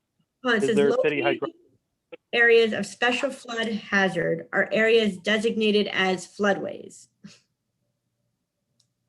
And then, let's see. Floodway is defined as the same as a regulatory floodway, which is defined as the channel of a river or other watercourse and the adjacent land areas that must be reserved in order to discharge the base flood without cumulatively increasing the water surface elevation as determined by FEMA. So, I mean, I think that AE is a regulatory floodway, but So the FEMA flood insurance study is, we have here in front of us that no floodways were calculated as part of the flood insurance study in the city of Hudson. If we look at the flood insurance map that is on file with FEMA, the zone is zone AE, referring to the legend. Zone AE is under the categories of special flood hazard area inundated by the 100-year flood, where base flood elevations have been determined. As you'll see, underneath the special flood hazard areas are floodways in zone AE, signified by a cross hatching. The area is not in a cross-hatched area. okay. Again, maybe I'm confused here because it's confusing because clearly there's regulations and determination of a floodway. I mean, I'm wondering why Hudson would have floodway language in the code if there's no floodways. And it's defined here. Typically,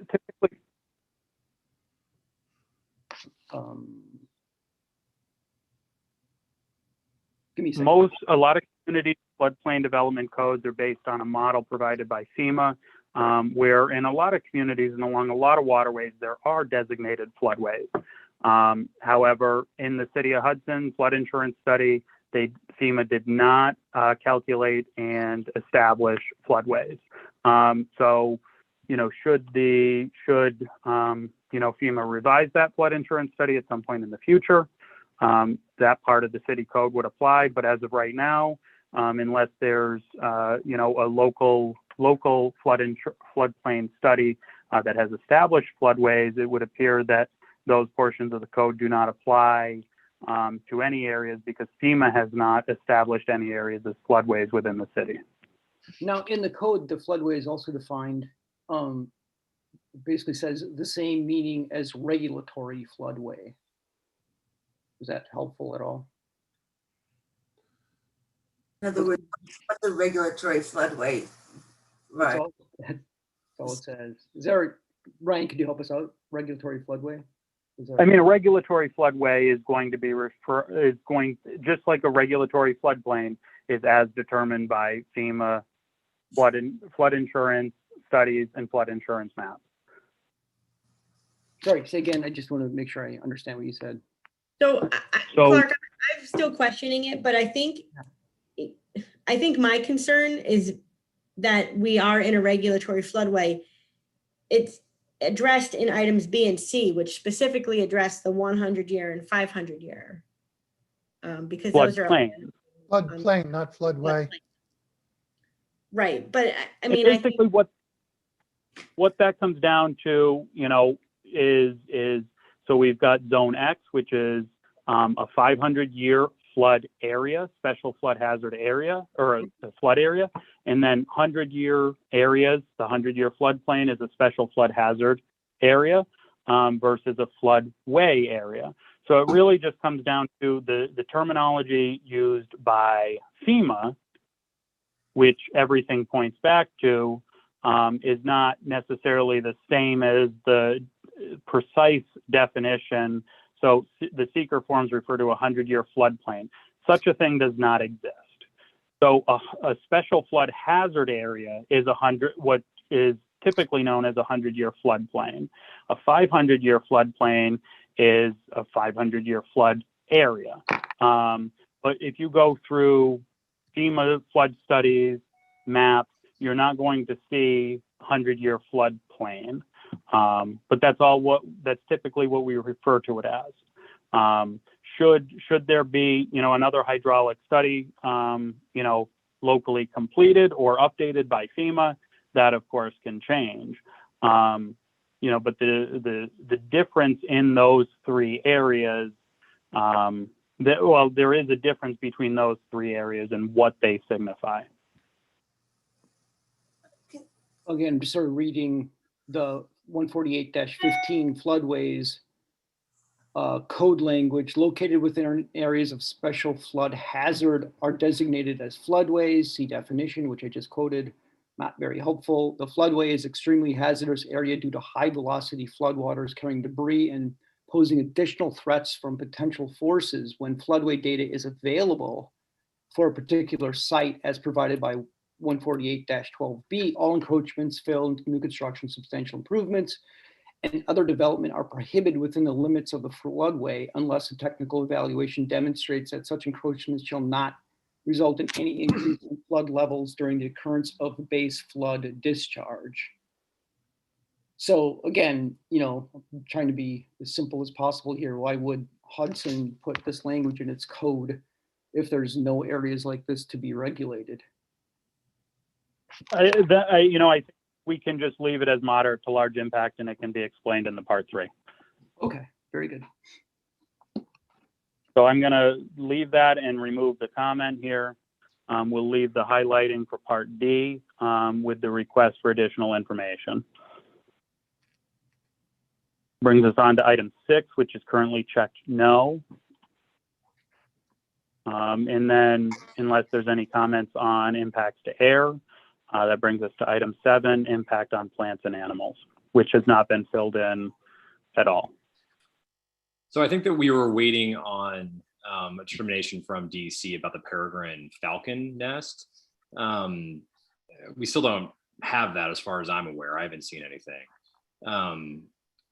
I guess what I might propose is that we do quickly is read through the, A through H, see if we identify anything, and then consider whether we want to answer yes or no up top for this question. So the proposed action may cause reduction in population or loss of individual or any threatened or endangered species as listed by New York State or federal government that use the site or found on, over, or near the site. And I guess the sort of understanding we're using is that we're trying to focus our review on trucks traveling over the causeway and operations on the dock, basically. With that in mind, I think the answer is no here. And Laura Clark, of course. Tell me if you disagree on this as we go through, please. I defer to your good judgment, Steve. Okay. The proposed action may result in a reduction or degradation of any habitat used by any rare, threatened, or endangered species as listed by New York State or federal government. I don't see anything based on our review. So I would say no there. Sorry, maybe I missed it. There was a question of the peregrine falcons. I mean, I guess this is still pending, right? And I suppose maybe what it comes down to some extent is that the falcons did nest there while the operations were going on. So I think that we have some sense of where we think that determination is headed, most likely. But we should get that, obviously. So we'll try to. I think we'll try to bug them basically over the course of the next week. But I suppose tentatively until we have that, I would be fine with answering no. Okay. So the proposed action may cause reduction in population loss of individuals, any species of special concern or conservation need as listed by New York State or the federal government. I think that's no. Hey, Steve, I just am wondering if you took a gander at at that 2017 letter from B&L that addresses plants and animals? Yeah, now I think that the focus of that letter, now this is a letter that Laura's referring to that was prepared by Barton and LaJudas that was sent to Greenport as part of their secret determination on the expansion of the private road, basically, right? So I guess that's what I'm thinking here is that I think that in that is that well actually maybe stop. Is that right, Laura? Is that the letter you're referring to? I mean, just in layman's terms, of this letter basically said that was going from the point of view that the road and the dock are kind of inseparable in this, but I thought that I don't know. I don't know. Well, Okay. I guess no. This is just what I mean by the sort of yeah. I mean, I think that in the start of part 3, we're going to highlight the issues with the segmented review, but essentially, if we're talking about in the case of like expanding the road, then I think that there are things that we could identify. I mean, but I think that expansion has been covered by the Greenport seeker process, basically. So if we're looking at the trucks traveling over the road and the dock operations, that's the sort of mindset I guess I'm adapting here with how to answer these. And maybe Steve, you can explain, I know in the past, when we went through this, clearly that you were checking moderate to large on a number of these. And, maybe explain a bit why that, that view on this matter has changed a bit. Sorry, Clark, I had trouble hearing you on that. Can you say Oh, that again? sorry. I was just wondering, because I know when we went through this the first time, a while ago, that there was, I recall being very impressed by your efforts in identifying different species potentially impacted, and maybe just for the record, describe what's changed in your general thinking on this, on number 7, impact on plants and animals. Well, I think that for the purposes of part 1, I mean, we saw a number of missing species basically that were included in those answers, basically. So that was, I think, the first part was filling out to make sure that we had a comprehensive list of any sort of species in the area, so on the entire project site, basically. So that was the thinking in there, is that we wanted to have a complete list, basically, based on available studies. But I think that, using this mindset of understanding the expansion of the road to be completed by Greenport in their secret process, and just trying to think about trucks traveling on the road and the dock operations, that's where I'm more comfortable saying that there's a, potentially small impact, basically. But we're just talking about, the being in and out, the ingress and the egress, basically, and what happens on the dock. Right. But in part 1, we did expand the list significantly.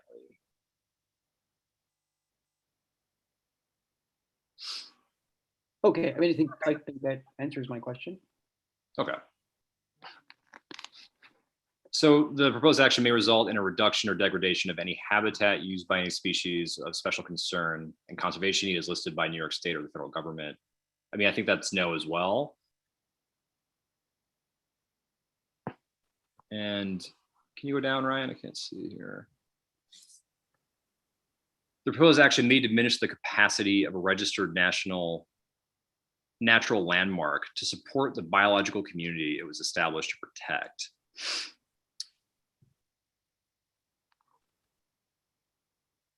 Now, That's a defined term.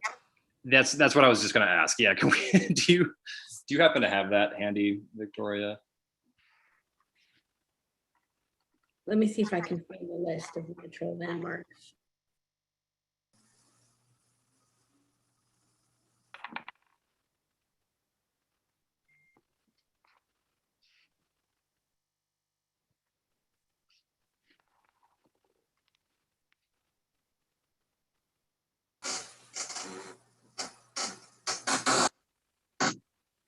So the National Park Service has a list, and there are 28 in New York.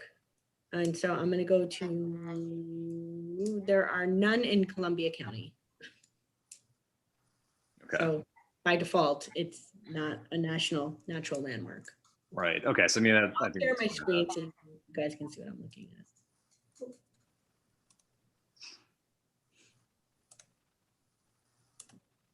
So this is the National Park Service site, National Natural Landmarks by state. I went to New York. And then it doesn't identify Columbia County as having any. Okay. Thank you.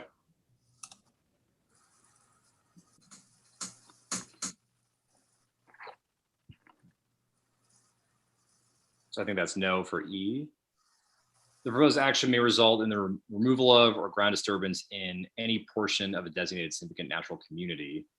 I believe that's also, you know, what's the phrase, Victoria, term of art or something. Yes, yes. As I recall, in part one, Ryan, we didn't identify anything, at least not based on this understanding of how we're talking about dock operations here. Yeah, I do not recall that we identified it in part one. Since we are on computers and can pull things up quickly, I will do just that.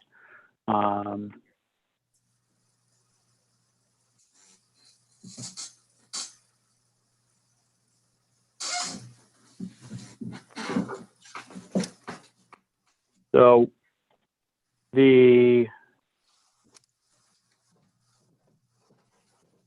let's screen it. All right, so we're looking at the New York State DEC Environmental Resource Mapper with the significant natural communities layer turned on. So these communities can be both land-based or aquatic, and the lighter shaded areas are essentially a check zone. So we can see that the site is adjacent to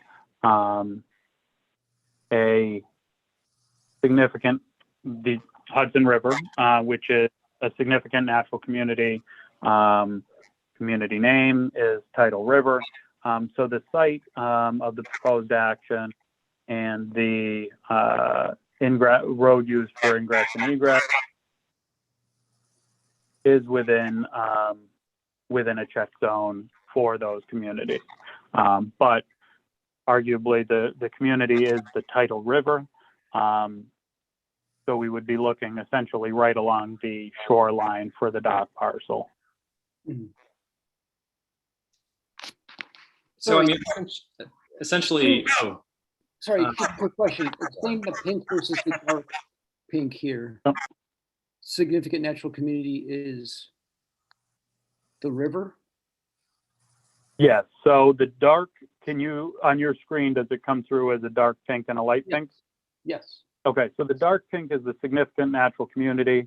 Here is the metadata on that polygon. So we see natural community name is the Tidal River, Hudson River Estuary, and the system is the tidal wetlands or the estuary. The lighter pink area that I'll highlight here is a buffer area that shows natural communities near this location shown in that buffer area. Okay. So we know that the river itself is a significant natural community, and therefore the site is adjacent to a significant natural community.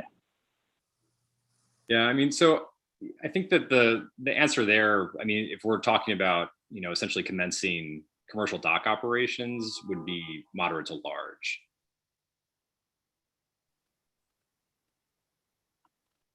Makes sense. What do we look for the source, Ryan? Are we just listing that that system you were just on there? Yeah, thanks. Yep.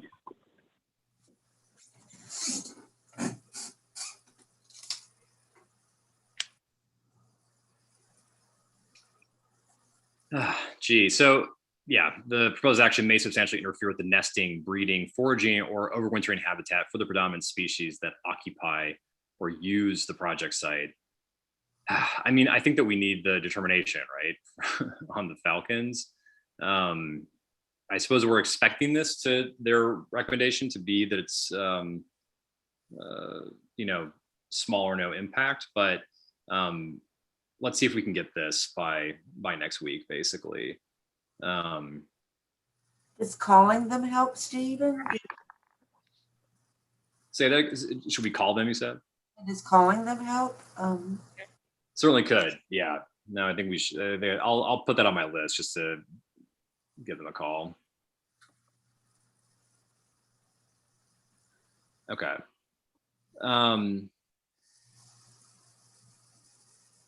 I mean, I guess tentatively, following our sort of process going through this, I would mark that as moderate to large for the time being. And let's see what we get back from DC this week. Okay, so the proposed action requires the conversion of more than 10 acres of forest, grassland, or other regionally locally important habitat. Again, we're not talking about the expansion of the road here. So I think the answer is no. Proposed action, commercial, industrial, recreational projects only involves use of herbicides or pesticides. We asked the applicant about this, about the use of any pesticides, and we're told that they don't use those. I think that over the course of time, I mean, I could certainly see a lot of things growing, running up on the road, things like that. And I wonder, I mean, we might answer this as no, but make a note about a potential condition that we would consider later on, being that, no pesticides could be used in the project area. Does that make sense to you, Victoria? That could be a potential condition? Yes, you're basing the question on the information applicants giving about the project, but to address concern about it moving forward, it's appropriate to make it a condition of approval. Right, Should okay. go that route. So based on the information we have, I would say it's no or small, but we're taking note of this for down the road, basically.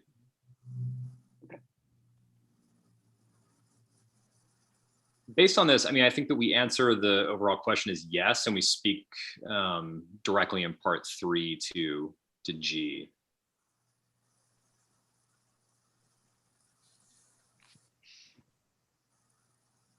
Okay, so we've got the overall answer of yes, no to items E, no or small for A through E, F and G both as potential moderate to large impact, and then no to small impact under H and I. I noting that the determination is made based on the fact that the applicant has represented that there's no use of herbicides or pesticides on the site, and that will continue to be the case. And also we're looking for DEC's response regarding the falcons that are currently nesting on the site. Sorry, can we go back to A just briefly? A? Yeah, A, Okay. proposed action will cause reduction in population. Sorry, Steve, is this related to peregrines as well? Peregrine falcons? And was this one that was tentatively no or small based on DEC? I mean, I guess that because they chose to nest there, that I wasn't identifying impacts that could potentially reduce their population. But maybe we flag that just in case, and if their determination speaks to that, then we should certainly take that into account. Okay.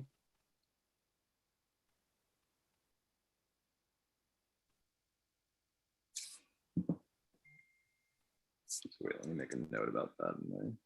That's 3. All right. Any other questions or discussion on item 7? We're good otherwise. Okay, so then we go to item 8, impact on agricultural resources. During the first draft through, that was selected no to whether there may be potential impacts to agricultural resources. That brings us to 9. Now, we do not have anything highlighted or noted for impact on aesthetic resources. Do we want to take a quick read through, or are we good as is? No, I think we're good as is on this. Okay. Item 10, impact on historic and archaeological resources. Selected yes. We have 2 different sub-questions highlighted, B and C. Item B, the proposed action may occur wholly or partially within or substantially contiguous to an area designated as sensitive for archaeological sites on the New York State Historic Preservation SHPO Archaeological Site Inventory. So the site is, and I'll pull up here on the other screen, the SHPO CRIS system as we speak here. But the site, I think the question about this was, Laura, I believe this was one of the items that you were working on. Yeah. So the site is, we have the letter from SHPO about, they did do a consultation on the project and issue a determination that they felt that the project would not impact historic or archaeological resources. I do want to pull up here the CRIS system, which does show the site, in fact, the entire, the kind of darker gray area that you can see that almost looks like bubbles. Those are archaeologically sensitive areas, as you can see here on the legend.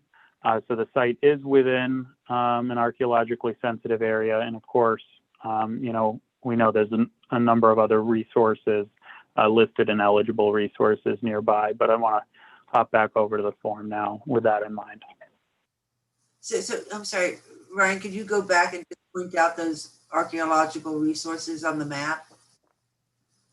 Yeah, so this question is specifically asking whether it's an area designated as sensitive for archaeological sites or on SHPO's site inventory. So we can confirm, in fact, that the site is, I'm going to zoom out a little bit so it's a little, and turn off a few layers so it's a little clearer to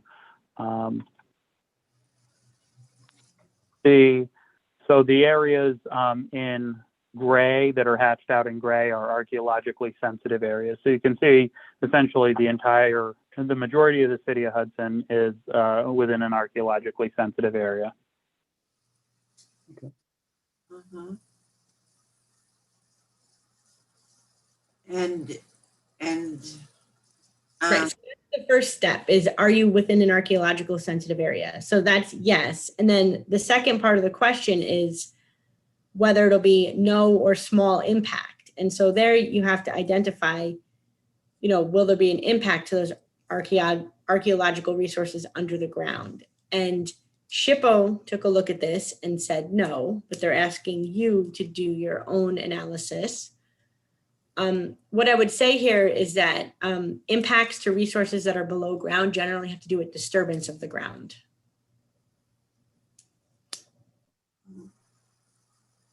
And just so we, you know, because this did come in last September, so just to pull it up so that we all are on the same page.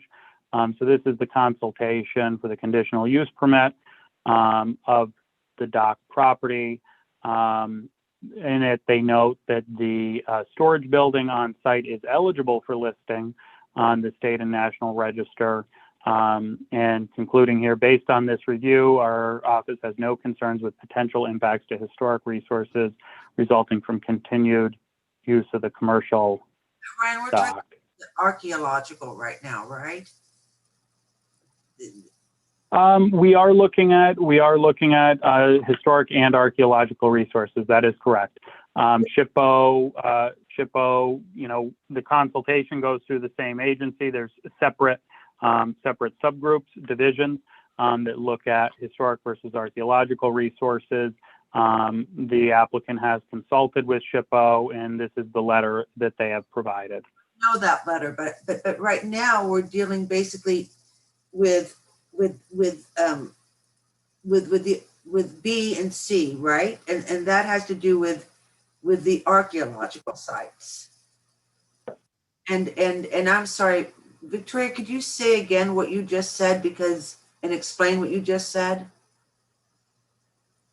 I'll try. I was saying that archaeology, we know that you're in an archaeologically sensitive area. So there's a high likelihood that there are archaeological resources under the ground. But in order to have an impact, there generally has to be disturbance to the ground. If you're not building anything, if you're walking on a trail, you're generally not going to disturb the resources below the ground. So you need to, the first part of B is answered, right? It's within that area, but the second part is whether it'll be a small impact or a moderate to large impact. So thank you, Victoria. That makes it clear. So Steve and Clark, your thoughts on this? I mean, so if nothing's so this does not include, say, the Hudson River. It's land. So your thoughts on this, Steve and Clark? Yeah, I mean, I guess based on Victoria's definition there, I mean, since we're not digging in any way, the operation isn't going to result in kind of any impact on those resources that might be below the ground. I'm fine with no or small impact on this one. Yeah, I mean, my other question is, the point of view here is as if the dock work has already been done, or if the dock work has not already been done. So even if you assume that the dock work has not been done, there's no development proposed for the dock area. It's stockpiling and loading and unloading.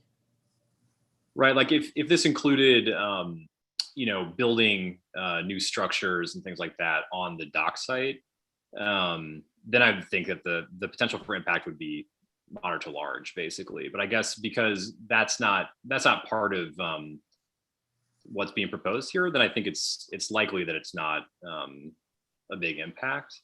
Right. I guess my mind also keeps on going to keeping track of future conditions, I suppose. And I mean, I guess with this in mind, we should lose track of that. But at some point in the future, I mean, I assume if at some point in the future they wanted to do some sort of building on the site, they would have to come back before the planning board in order to do that, right? Because it's action. So I'm fine with both B and C being small to no impact. But if there's a way, Ryan, we could notate that this section, as well as the majority of Hudson, is considered an archaeological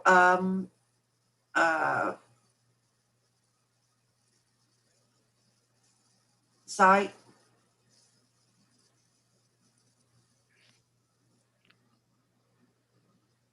I just think that's good for people to know that in the future, that the name of the place that you just went to find that. It's Chris, CRIS. It's. I see. Oh, wait. Native. Yeah. Yeah.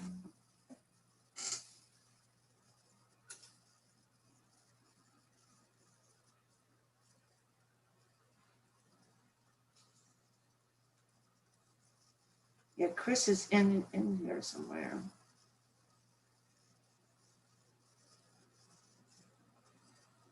So sorry, Laura, what are you checking on? Just saying that, is there a way to notate, and maybe this would be in part 3, that this whole area, and again we can include a good portion of Hudson, is considered an archaeological site. So maybe that would be in part 3.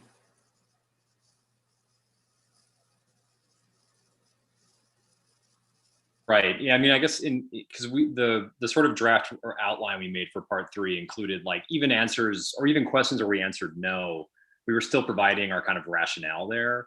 So I mean, we could answer. I mean, we have moderate to large in this one, so we are preparing answers for that one anyway. But yeah, no, I mean, I think we can note that down there in the sort of context of how we're answering that question.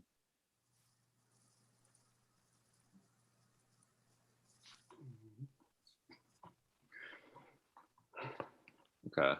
So was that the only pending thing on 10? That was the only, I think those are the only two. No, we also need to look back at part 2 for this one, I guess A, by answering moderate to large for A, we are then in a sub question, which is where the 3 part comes in. So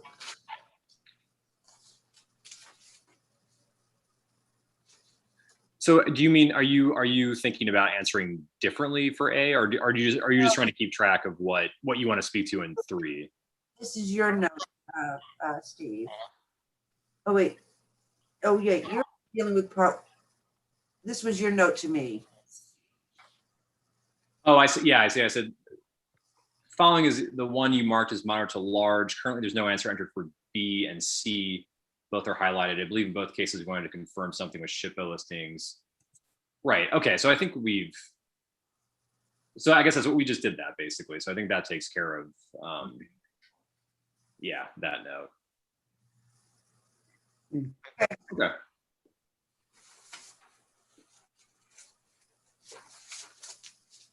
So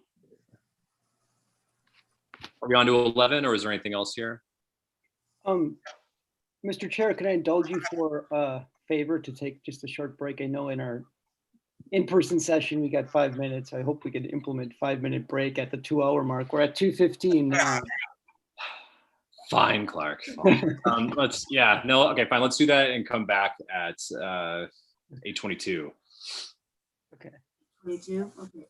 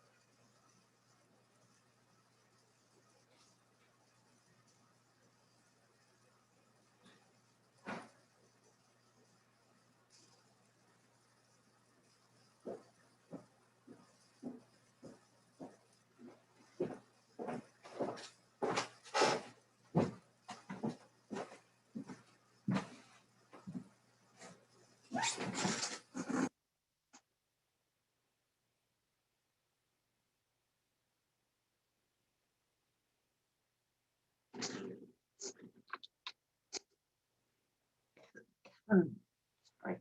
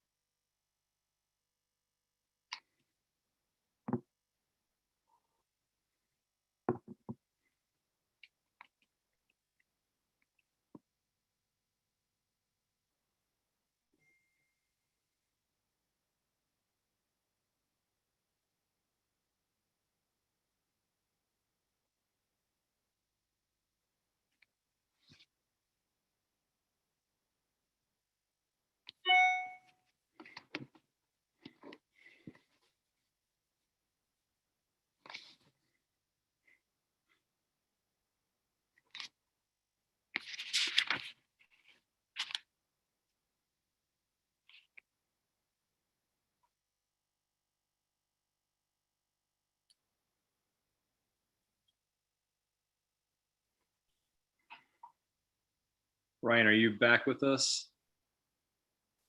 Oh, yeah, I'm here. All right. Didn't realize my camera. Let's pull up part two. We left off on open space and recreation. I don't think we have anything on this. All right, that brings us to critical environmental areas, of which there are none in the city. So that was checked no. Okay. Brings us to 13, which there were no, we ran out of space, but there were no highlights or questions or follow-ups. Okay. Energy, there were ditto, nothing highlighted. But this was one where, it was selected yes. All the main questions were selected no to small impact, but there was another impact identified by the board. Increase of energy usage by trucks, on-site equipment, barges, that was kicked over into the moderate to large impact area. And just for reference, Noise. Ryan Yep. and I had a detailed conversation on that too, and I think, I would like to stick with that. Okay. Noise, odor, and light. There were no highlights or anything left to be filled out, unless we want to go back through anything. 16, human health. Let me zoom out a bit. Human health is the proposed impact on health from exposure to new and existing sources of contaminants. It was selected yes, and this is one where all of the subsequent questions were selected no to small impact. So I'm not sure if you want to go back through that, Steve, or if we're satisfied where it currently stands. Just check my notes here.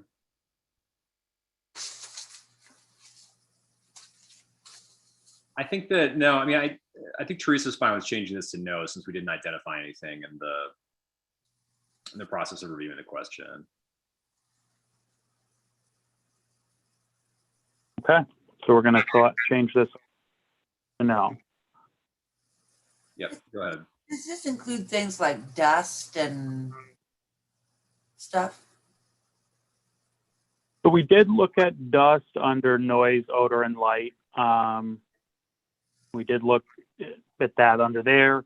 Theoretically, particulate matter, you know, you could, yeah, I mean, that can be something that you can review, you know, could kind of fall under a couple categories. But if we say yes and say 15 and then no and 16, does that make a difference? Well, so really the item I think under 16 is upon going through all the detailed questions, most of these, there's fairly specific thresholds or requirements. Human health, a lot of the questions here are whether the site is undergoing remediation or has in the past, hazardous wastes, solid waste, things like that.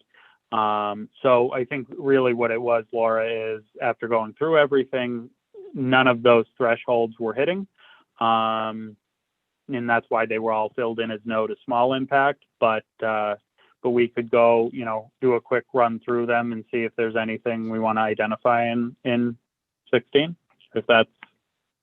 And another option, Ryan, is you can just keep it checked yes, but keep the identification of the impacts as being small.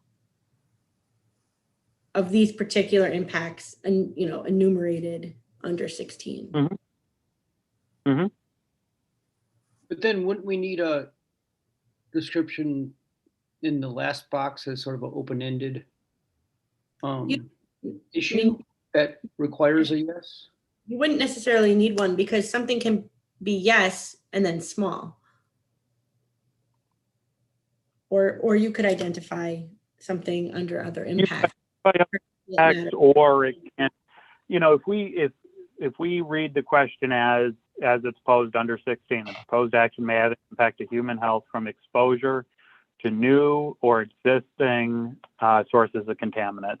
So you can answer yes on that, and at the same time, you know, site might not have any, there might not be any moderate to large impacts that may occur, but the answer to 16 might be yes.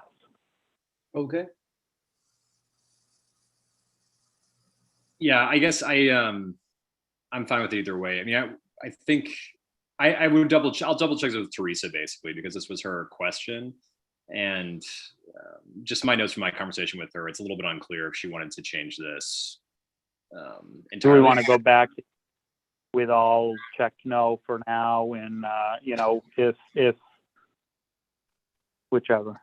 I'm sorry to make you do that, Ryan, but maybe that is just a safer way to move forward. Oh, look at that! It went right back to all checked no. So that's pretty nice. Smart form.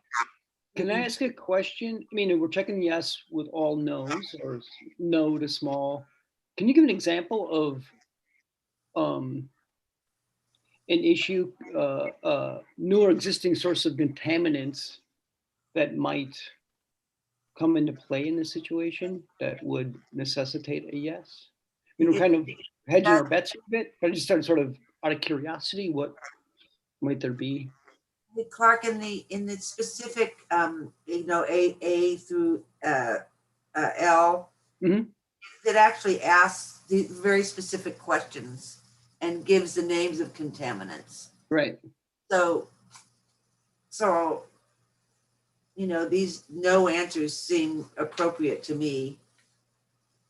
But if Teresa wants to keep that a yes, then when dust is covered in 15, so dust is not covered in theirs, right, Ryan? That, you know, dust doesn't come into play from A to L. So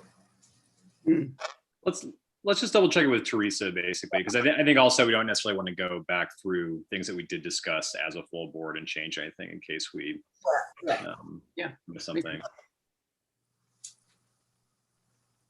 So were there any notes? I don't think there's anything in 17 or 18, Ryan, but let's just double check that, I guess, before we move on. We have a note under 17G just to explain the reasoning that the board had, but no, nothing to follow back up on. Everything's answered. 18, no highlights or questions to follow up on. All right. So we've got a couple pending things I think we can try and get confirmation on this week. But that's good. I think we made some progress, and I think we're substantially done with part 2 for the most part here. Yeah, we've essentially narrowed it down to a couple questions for the applicant and for DEC, mainly regarding a list of barges in their drafts, engineering documentation on the structural integrity of the culvert. Those are the 2 items we are looking for from the applicant, and then we're looking for follow-up from DEC on the Falcons on the site in order to complete part 2. Great. So yeah, so Ryan, so I think following this, let's just share our sort of action items coming out of part 2, just so we're all on the same page and can track all this stuff down, basically. So I guess, you know, moving on to part 3, as a starting point, Ryan, would you mind just giving the kind of overview of, I actually find it helpful to think about the way you explained part 1, part 2, and part 3 in terms of how you sort of move through those. And then essentially what our task is in writing part 3, just as a sort of introduction. Yeah, so, you know, as we've kind of discussed, part 1, we're identifying resources. What resources exist on or near the site? Part 2, we're going through, as we just did, and identifying potential impacts. So is there a potential for the action to impact the resource that we identified in part 1?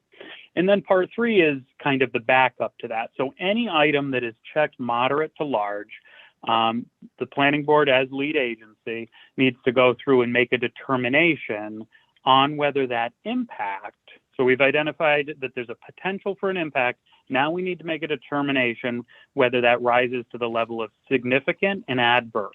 So if an impact is significant and adverse, essentially that leads down the road to preparing an EIS. There are, when determining significance, there is no, and you know, I'd kind of like Victoria to weigh in on this too, because there's no real definition of significance. You know, it means it's very open to interpretation. What we look at in evaluating significance are 4 main criteria, typically: magnitude, duration, likelihood, and importance. So magnitude, that's going to be looking at something that's moderate in magnitude, that would be something that's more localized versus a larger magnitude impact that's going to be, frankly, of a regional impact. So that's more on severity, size, extent, kind of in that regard.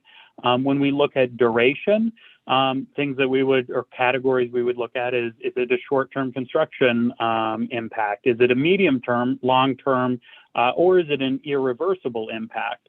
So those are kind of what we would look at under duration. Likelihood. So we've talked about some things, soil erosion.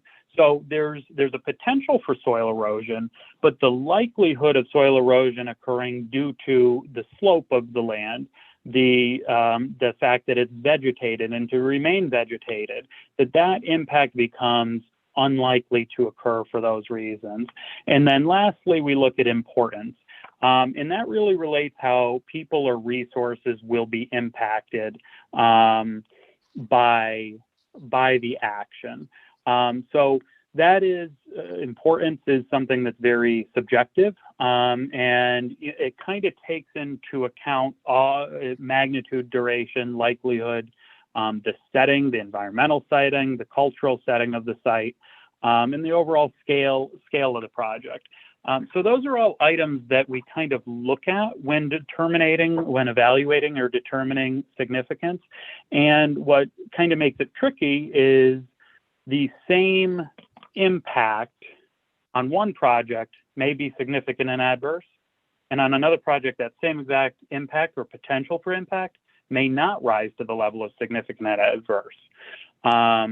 So it's a very subjective process that we go through, and that's why it's very it's essentially tasked to in most cases local boards, because you all have the best knowledge, the contextual knowledge of the site, and how this is really going to impact the local environment and cultural setting of the site, the adjacent area, and the city as a whole. So in part 3, all that reasoning kind of gets regurgitated, spelled out in part 3 for anything that has been checked moderate to large.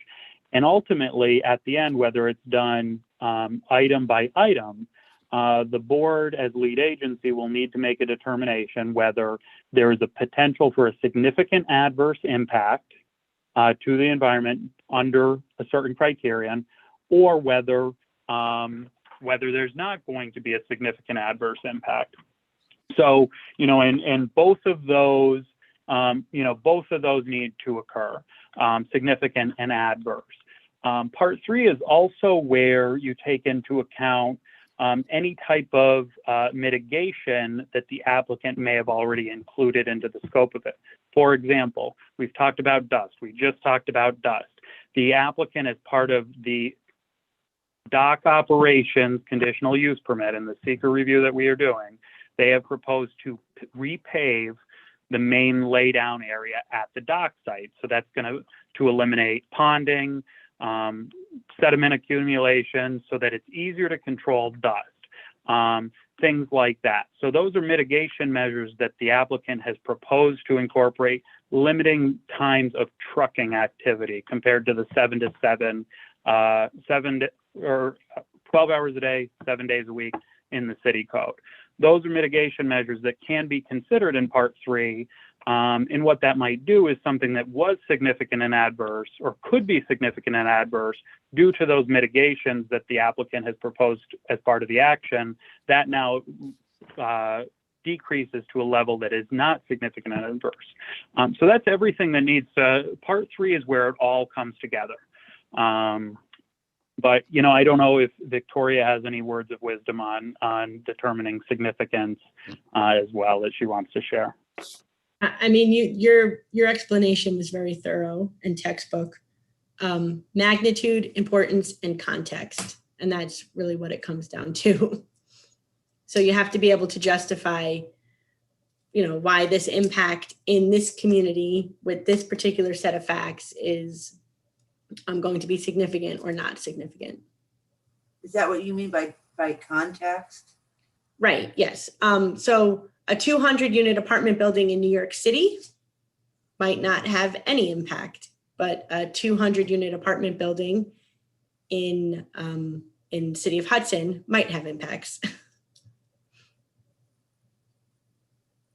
Yeah, no, thank you both. And I mean, I guess, so where are we with this process? I mean, basically, using a similar approach that we did in part 2, we've, people were assigned their same questions from part 2 to answer in part 3.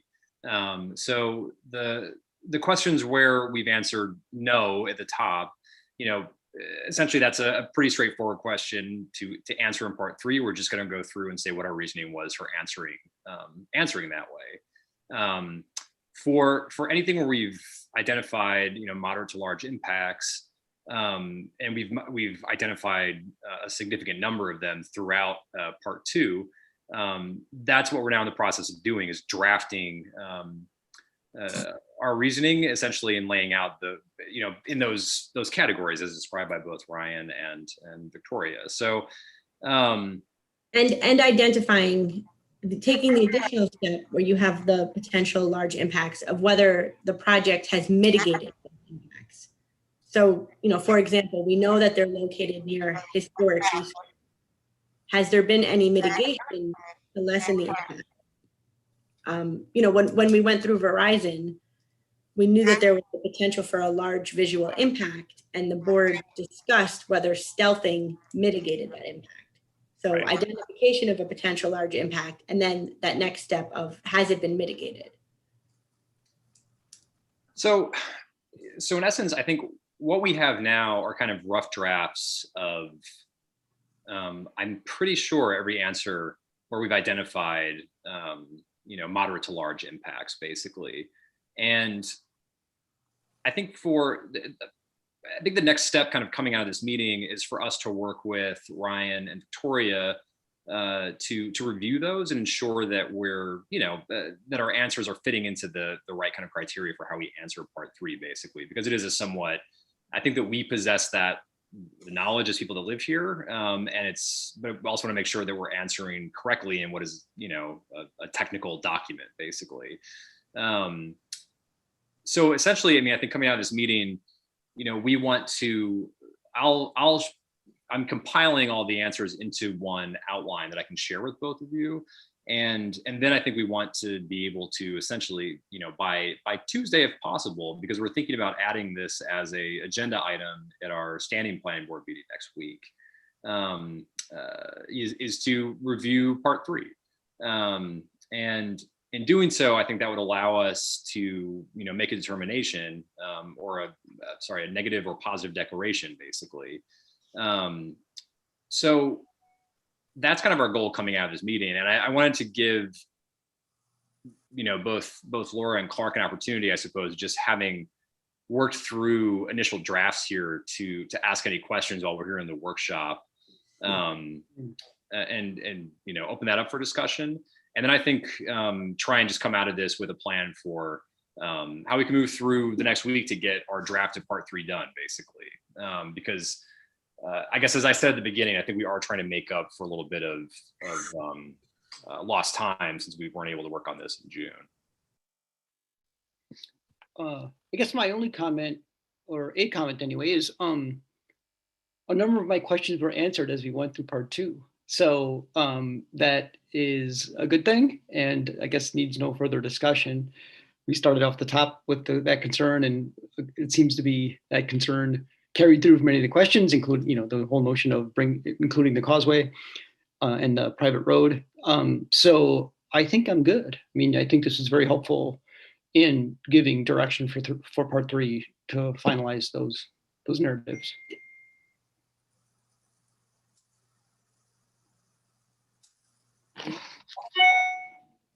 Laura, are you actually? I can't hear you. Yeah, I know. I'm hesitating. I'm not sure what to say. Oh, okay. So, Stephen, you sure you want to do this next Tuesday at the regular meeting when we have everything else? But that's okay if you do. I'll try to get a lot of sleep the night before. But I'm going to have to find a hotel room. yeah, you will. How far away are you, Victoria? Oh, I'm not that far, but if we're doing this plus Galvin plus some of the others, I just expect it to be late. Yeah. Just a quick question. I know there's only 3 of us here, so we don't have other people chiming in. Would we consider doing another special session, sort of a week after our next Tuesday? Just, I mean, I know we're making up for lost time, as you mentioned, Steve, but I'm just throwing it out there as a possibility to give us a chance to finish this up and then to do it thoroughly and to not necessarily massively overburden us next week. So it's a fair question. I mean, I guess, what it comes down to is we can try and pack things into our meeting on the 10th. Mm-hmm. And given, I think, the kind of concerns about meeting in person and everything too, there's a part of me that wants to take advantage of the fact that we're going to be together on the 10th and try and move through as much as we can. And I don't want to make an unreasonable request of everybody, because I think that inevitably it's going to be long. There's new business on the agenda. There's a number of public hearings. It's probably, in a sense, the longest agenda I've seen, and that says something for this planning board. We've had some, marathon meetings, basically. At the same time, I mean, I do think that we do have in the case of some of the other projects before us, we have help from our consultants in walking through the secret process on Depot District, for instance. We'll have reports from our consultants on the Pocketbook Factory. So those, I probably shouldn't assume that those are somehow going to go incredibly fast. They're probably not, but at the same time, there is such a complication, I guess, with just getting together right now, that it pushed. And like I said, yeah, wanting to make up, I think, for a bit for lost time. That since we already started the process and we have drafts in pretty good shape already, it's a kind of a matter of now finessing those and addressing a few questions. Maybe it's doable, but you guys tell me. I mean, I think the sort of alternative then is that we try and find a time like the following week, basically. And I think for me, I'm happy either way. I think if we could cram it into next Tuesday, that's worth shooting for. Or we try and find a time just the week after and just focus on finalizing part 3 and making our determination. For me personally, the 24th, the week after the next week. All right, Victoria, just for me, my connection is chopping up a little bit. What did you say? Oh, I was saying if the board decides not to do it next week, then they want to pick a different date. The week after next is tough because that would be, but the week after that is okay, which is the 24th. Yeah, I'll be on vacation. Well, okay, let me ask you, actually, let me ask you and Victoria and Ryan, if each of us that have, yes, and, moderate to large, were able to speak with Victoria and Ryan, and frankly, I wouldn't mind another board member being there too, about our specific questions, away from before the next meeting, so that we come in with everything, at least, in a form that that at least the person whose question it was is fairly happy. Can we do that? Can we meet via phone with Victoria and Ryan? And in my case, I would really like to have another board member there too, just for the heck of it. But I have a question and a suggestion. I appreciate your comment, Laura, and I would volunteer to help as needed. I'm wondering, and we've done this before with Colarusso, that got bumped, logically that agenda's jammed, and I'm sure anybody getting bumped would be disappointed, but is it possible to request or, wave your chair magic wand and have one of those agenda items get bumped for a month just to make our lives a little bit easier? I'll review that, Clark. I think for some of the bigger ones, I think it's harder to do. There is there's a number of sort of like smaller ones that it may be possible. So let me check on that. I can't really give an answer one way or another, I suppose, yet. But I guess our precedent is we bumped Colarusso for Verizon most recently, and we just did it, and that's pretty big application, right? Yeah, I guess the pressure of the FCC shot clock had a lot of sway over our thinking on that one, I guess. So it was a unique situation, but let me look at that more closely. But my question still stands, whether it's on the next meeting or the week after that. I still think that it would make the whole process go more efficiently if we were able to do some work behind the scenes, which we've been doing. We've been doing our homework. So now I would just like to do the rest of my homework with Ryan and Victoria, and potentially if a board member wants to join us, that would make me happy. But so that we come in prepared, already prepared. Laura, we're definitely available. We may have to schedule a time, but we can make ourselves available.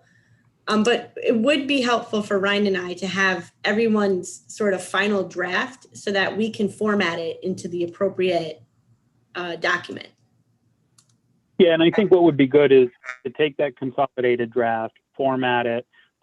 Victoria and I can both take a review through, see if there's anything that need clarification or that we have questions on as we kind of polish that into the final document that will be reviewed by the board. And then as necessary, meet with, you know, for example, Laura, you and another planning board member to go through specific questions on, you know, the topics that you drafted.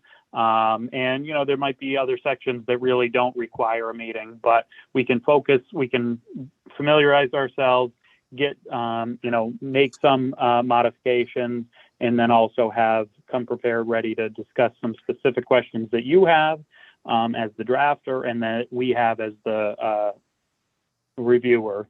Right. Now, sorry, I mean, isn't the notion that we would get our drafts into you, you guys package it, we have a copy of that sort of packaged summary in advance, of course, in advance of the meeting, so we can review that and again, come prepared to the meeting to review any final open items. Is that more or less the process? Yeah. Okay. Yeah, and I essentially have the answers that people have been working on, and I'll format that into the kind of rough outline that you all can look at. And then, yeah, Laura, I mean, I think I'm happy to join a call with Victoria and Ryan. So let's make that on our list, just to schedule that basically before the next meeting. And I'll also, yeah, as requested, I mean, let me check in what we can do with the agenda so that we have something that's manageable for next week. Sounds good. Okay. So I think we've got a plan then. All right. Any other questions before we wrap this up? Oh, this is just a general question, but are we trying to find a bigger location for the meeting next week? Yeah, so Teresa is looking into that basically. So she's the high school, which I believe there's a Sorry? I just said, Did you say something, Laura? I think she's trying the schools. Yeah, and she mentioned I think that there's the cafeteria of the high school has windows that could open up and plenty of space so that we could, you know, safely distance. Another idea was, which Jean suggested, is checking with the Central Fire Station. And I guess what we were imagining there was, I have no idea if this would be possible, but doing something like, you know, with the door open so that we've got lots of air flowing in. So that's in progress right now. But hopefully in the next couple of days, we'll have confirmation on that new location. But Okay, and then you and I can talk about the public hearings, if you have any scheduled, and what, if anything, we should do to renotice them. yeah. Perfect. Okay. All right. Thanks, everybody. Appreciate you guys putting together. Okay, thanks, Steve. Okay. Thanks. Good night. Good night, everybody.